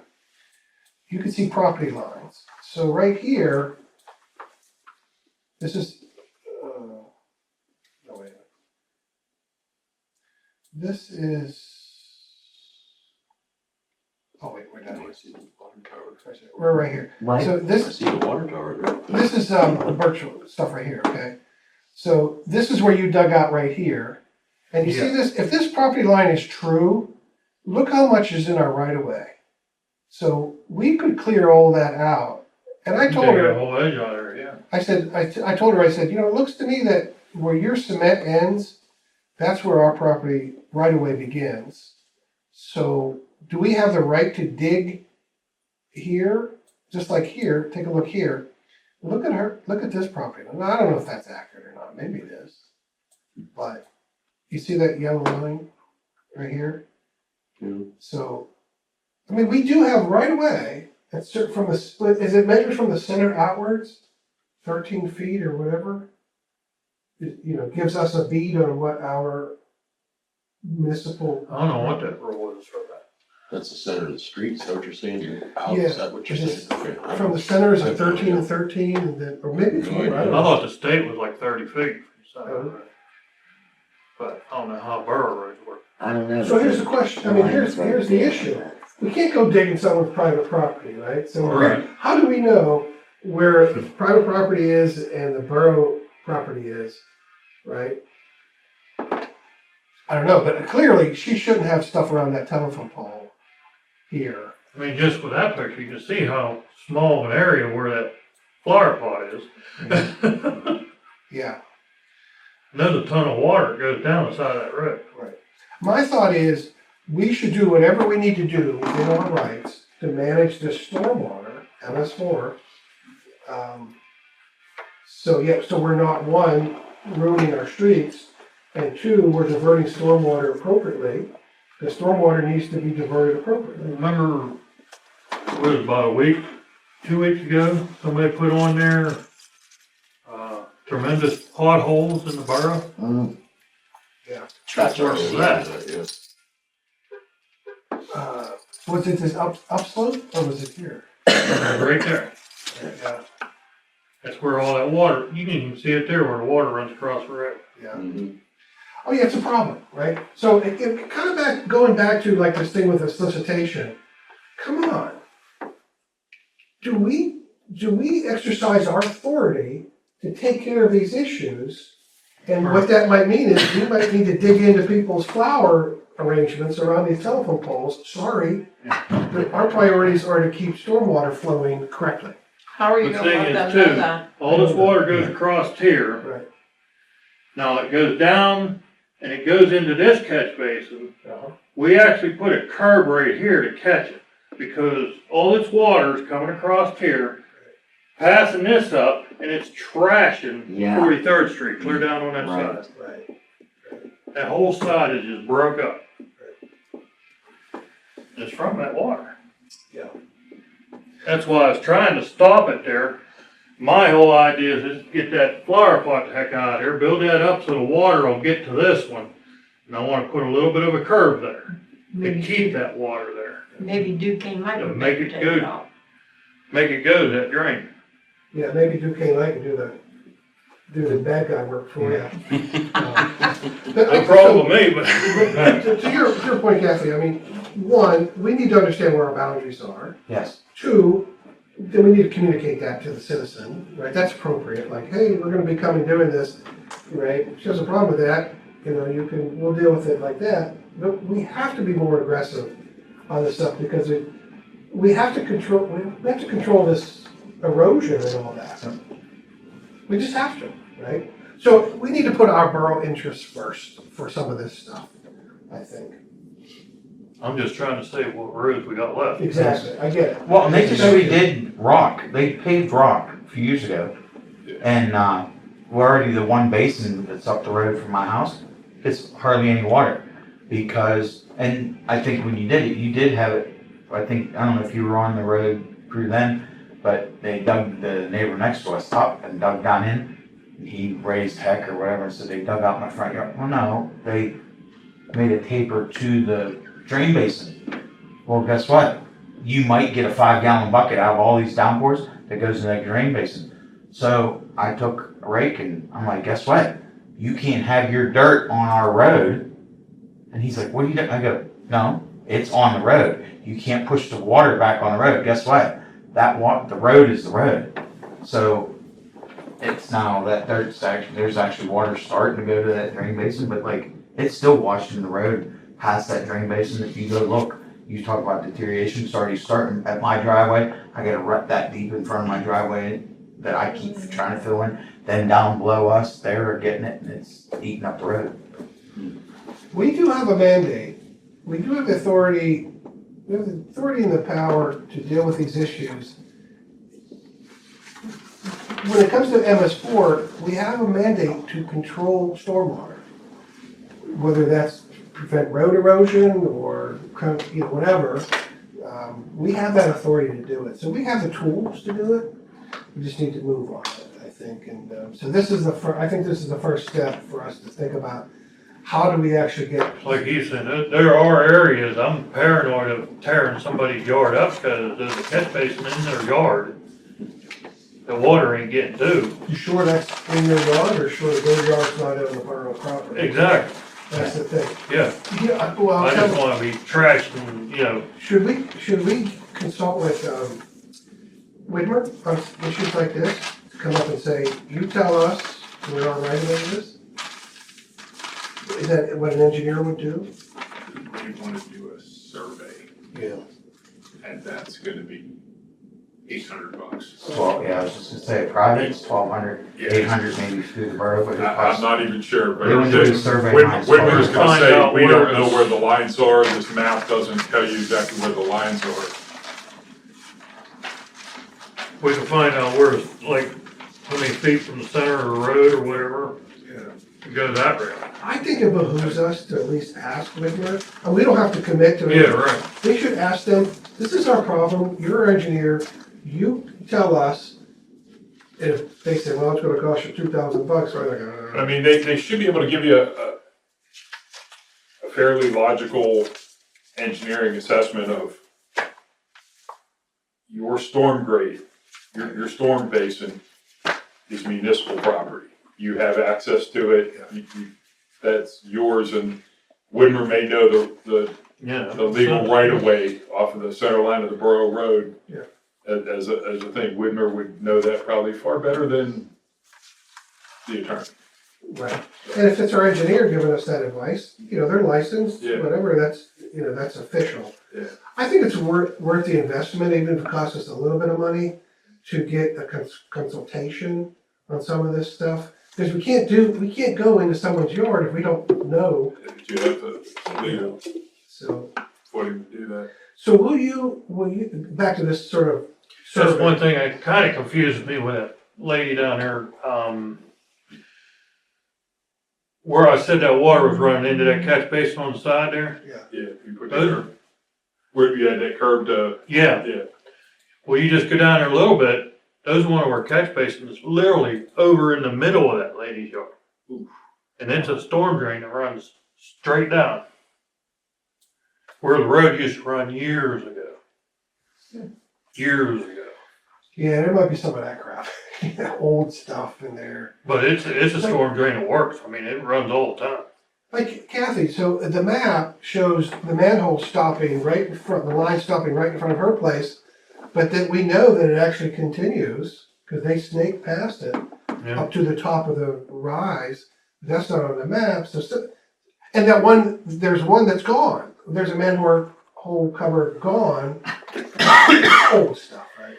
So, okay, so this is what I would recommend, chime in, that you take a little time, get a beat on these problem areas, right? Stuff that you wanna fix, and if you have any questions about where the property line is, let's reach out to Whitmer.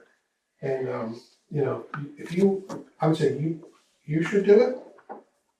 Have that conversation with them, keep Bob in the loop on that, maybe both could do it, and see where that goes. Alright. If there's a big expenditure that, bring it to us, and we'll figure that out, but we have to get on with it, okay? And, the issue on Bob Street. Yeah, what is that? I actually took the camera down there and checking that out. At the end of his street, that's 43rd, right? 43rd and Craig Yeah, Street, yeah. That storm pipe under there, it's an old steel pipe, and it's rotted clean out. And there's actually a hole that keeps, a sinkhole, it keeps sinking in right there on the upper side of that. I brought that up to Jake last year, Yeah, that there was a hole opening up on the street. I believe you come down and patched it, put cold Yeah, patch in or whatever. I put But it, it opened up again, I mean. yeah, Is that in here? It's right, yeah, it's up, Up here? right, you're right where that yeah. tape is, right?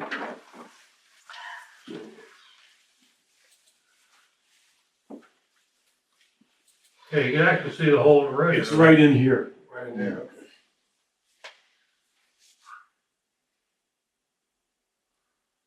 Almost like where that little patch is there. Right here. Yeah. Okay. It's on the upper side of that house. But I went through the grate on the bottom side. I only went about 3 foot, couldn't get up in there. And the bottom side, it was like 3 or 4 feet of terracotta. Then they put a steel pipe in it. And then on the upper side, it's terracotta clear up to West Fifth. Okay, but that pipe underneath that street is gone. The whole bottom of it is rotted clean up. And that's why it keeps falling in, and we need to replace that pipe. So what do you need to fix that job? Well, I called today, 2 sections of pipe, it was roughly 35 feet there. The pipe's $190 a section. And it's just a matter of getting the pipe and digging it out, and then we're not totally sure what we're gonna run into with the pipe that headed toward your house. Cause we're gonna have to run that into it. But all of it still ain't really that big a deal, just might run a little bit expensive, but if that, just a matter of a little more work. It's something that needs to be done. It needs, oh yeah, it All right. definitely needs. I would say we go for it, right? Get it done, right? Be in touch with Bob, Okay, Tate, about expenditures, whatever, you know what I mean? So we're in the loop on that. Yeah. Okay. I couldn't imagine it'd be over $500 for the whole thing. Oh, you know, okay. but, Okay. Well, Well, I'd say get it done. that, and I just wanted to say, we used that camera on it. And, we went up to West Fifth and ran that camera all the way down to that alley. And This stretch here. West Fifth. Yeah, from West Fifth there all the way down. Right. And it was all terracotta till we got to that upper side of that alley. And, camera worked great, ran right down through there, and recorded it. Okay, that's why we have it. All right, good. Good. So we know it works. The last item here Oh, that ain't, is, it ain't 3 foot in the ground. the last item here is I'm gonna call it our 26 Spring Road Survey. Council used to get together and have a party and pizza and beer and wine and go out driving around the borough. No, they didn't do that, Kathy. You prefer, But they would all meet and they would just fan out, canvas, and then document all the roads. It's that sort of stuff. So when are we gonna do that, right? So this is what I'm asking. I'm suggesting that we have a survey done by, survey has been scheduled for April 1st. I had it on the planner for April 1st, but when can we do something like this to get the roads mapped out, and then we can take that information and then decide what we're going to spend money on in terms of the big pavers, or what we can do in-house, right, so we can make a plan, because council resolved to have the bids out there by end of May. So that's a timeline. If we don't wanna be paving in December, we need to get on with it, right? And get our request for bids out by the end of May. But we need to know what we wanna bid out. So this is the first step to do this survey. So maybe you and Bob and whomever could figure out, how to do this survey and just, let's just document it, right? Take some pictures, video, map it out. Worst, obviously we have to hit the worst and the priority issues.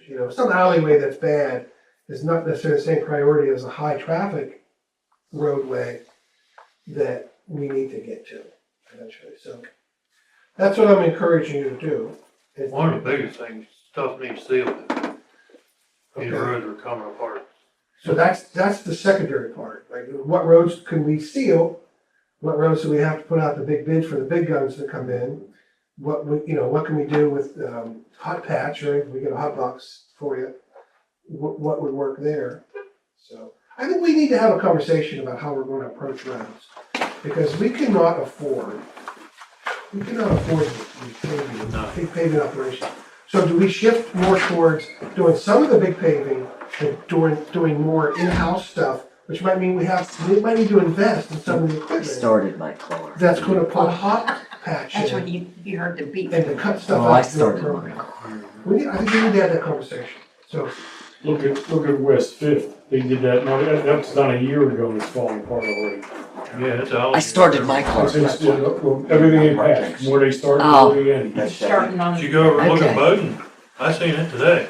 Bowden was done just before that too. Well, Bowden was just done in the winter, this past winter, Oh, I guess, yeah. and just right below DeLuca's house, it's gonna need patch. Well, Well, the road's gone. West Second's starting on both sides. I mean, it is coming apart. well, when I was talking to the guy when they were doing that, he said the borough did it as cheap as they could do it. Right. And it's not right. He said they milled that road, but it's still broken up underneath it. He said, you're putting only 1.5 inches of asphalt Exactly. on top of that broken road. And he said, within a year or two, you're gonna have the same thing that you just fixed. It ain't even last a year. So you spent all that money and you got nothing. That's what's happening on Rock. I mean, it's just starting. I think we Yeah, can they're only putting an recognize. inch and a half of top coat. What? Seeing that Inch and a half was on it. They did that That's 4 what years you're ago, saying. so. But he said the road, what they milled, what was left is still all broken up. It was all in chunks. He said, that, what you have on the bottom is coming right through the top surface. Water going right under it. Yeah, he said, so you're not, you don't think you think you're saving money, but you're not. I think we recognize these problems, and we should work towards working smarter on these issues and more strategic and maximizing our resources better. And quite frankly, if it means making an investment up front, like on some of this equipment, what we will gain in the back end would be beneficial, right? Like doing more stuff in-house and quickly and more attentive to these conditions. So, okay. So that concludes our, a lot of stuff, guys. Thank you for hanging in there. 9:17. You're all troopers for hanging in there. So, good and welfare. Anybody have anything to say that's positive and uplifting and full of light and goodness? My tummy's growling. Okay. I'm hungry. Anybody?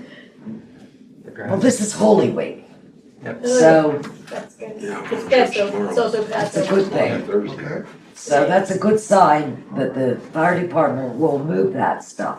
Yeah. Trust in the powers that be. Kathy? FYI, and this has nothing to do with anything happy or uplifting. Oh, here we go. Now we're Yeah, I gonna be know. depressed. I talked to the guy at the school, and if and when you're ready to put this in storage, he's willing to let you store it at the school. Oh, that's so nice. What? This, Table. this Oh, the monster table. table. We're still getting rid of the And these table? nasty I like chairs. this table. Take it home with you. You can roll I don't have it room on for it. it, John. That's bigger than my, Maybe put a dance square in bigger here. than my dining room. Honestly. Okay, that's good to know. Okay, any charge? No. Really? Oh, that's so nice. Hey, what Get did she that say? out the door. Good luck, My wife say good luck. Yeah. I mean, Yes. I want pictures, a video. Oh, how It nice. AI. it comes apart, but. Yeah, That's probably that's broke the building around, nice. sent all my kids. Okay, everybody, seeing that we've covered everything on our agenda, I think we are fit to adjourn at 9:18. All right, are you gonna be here?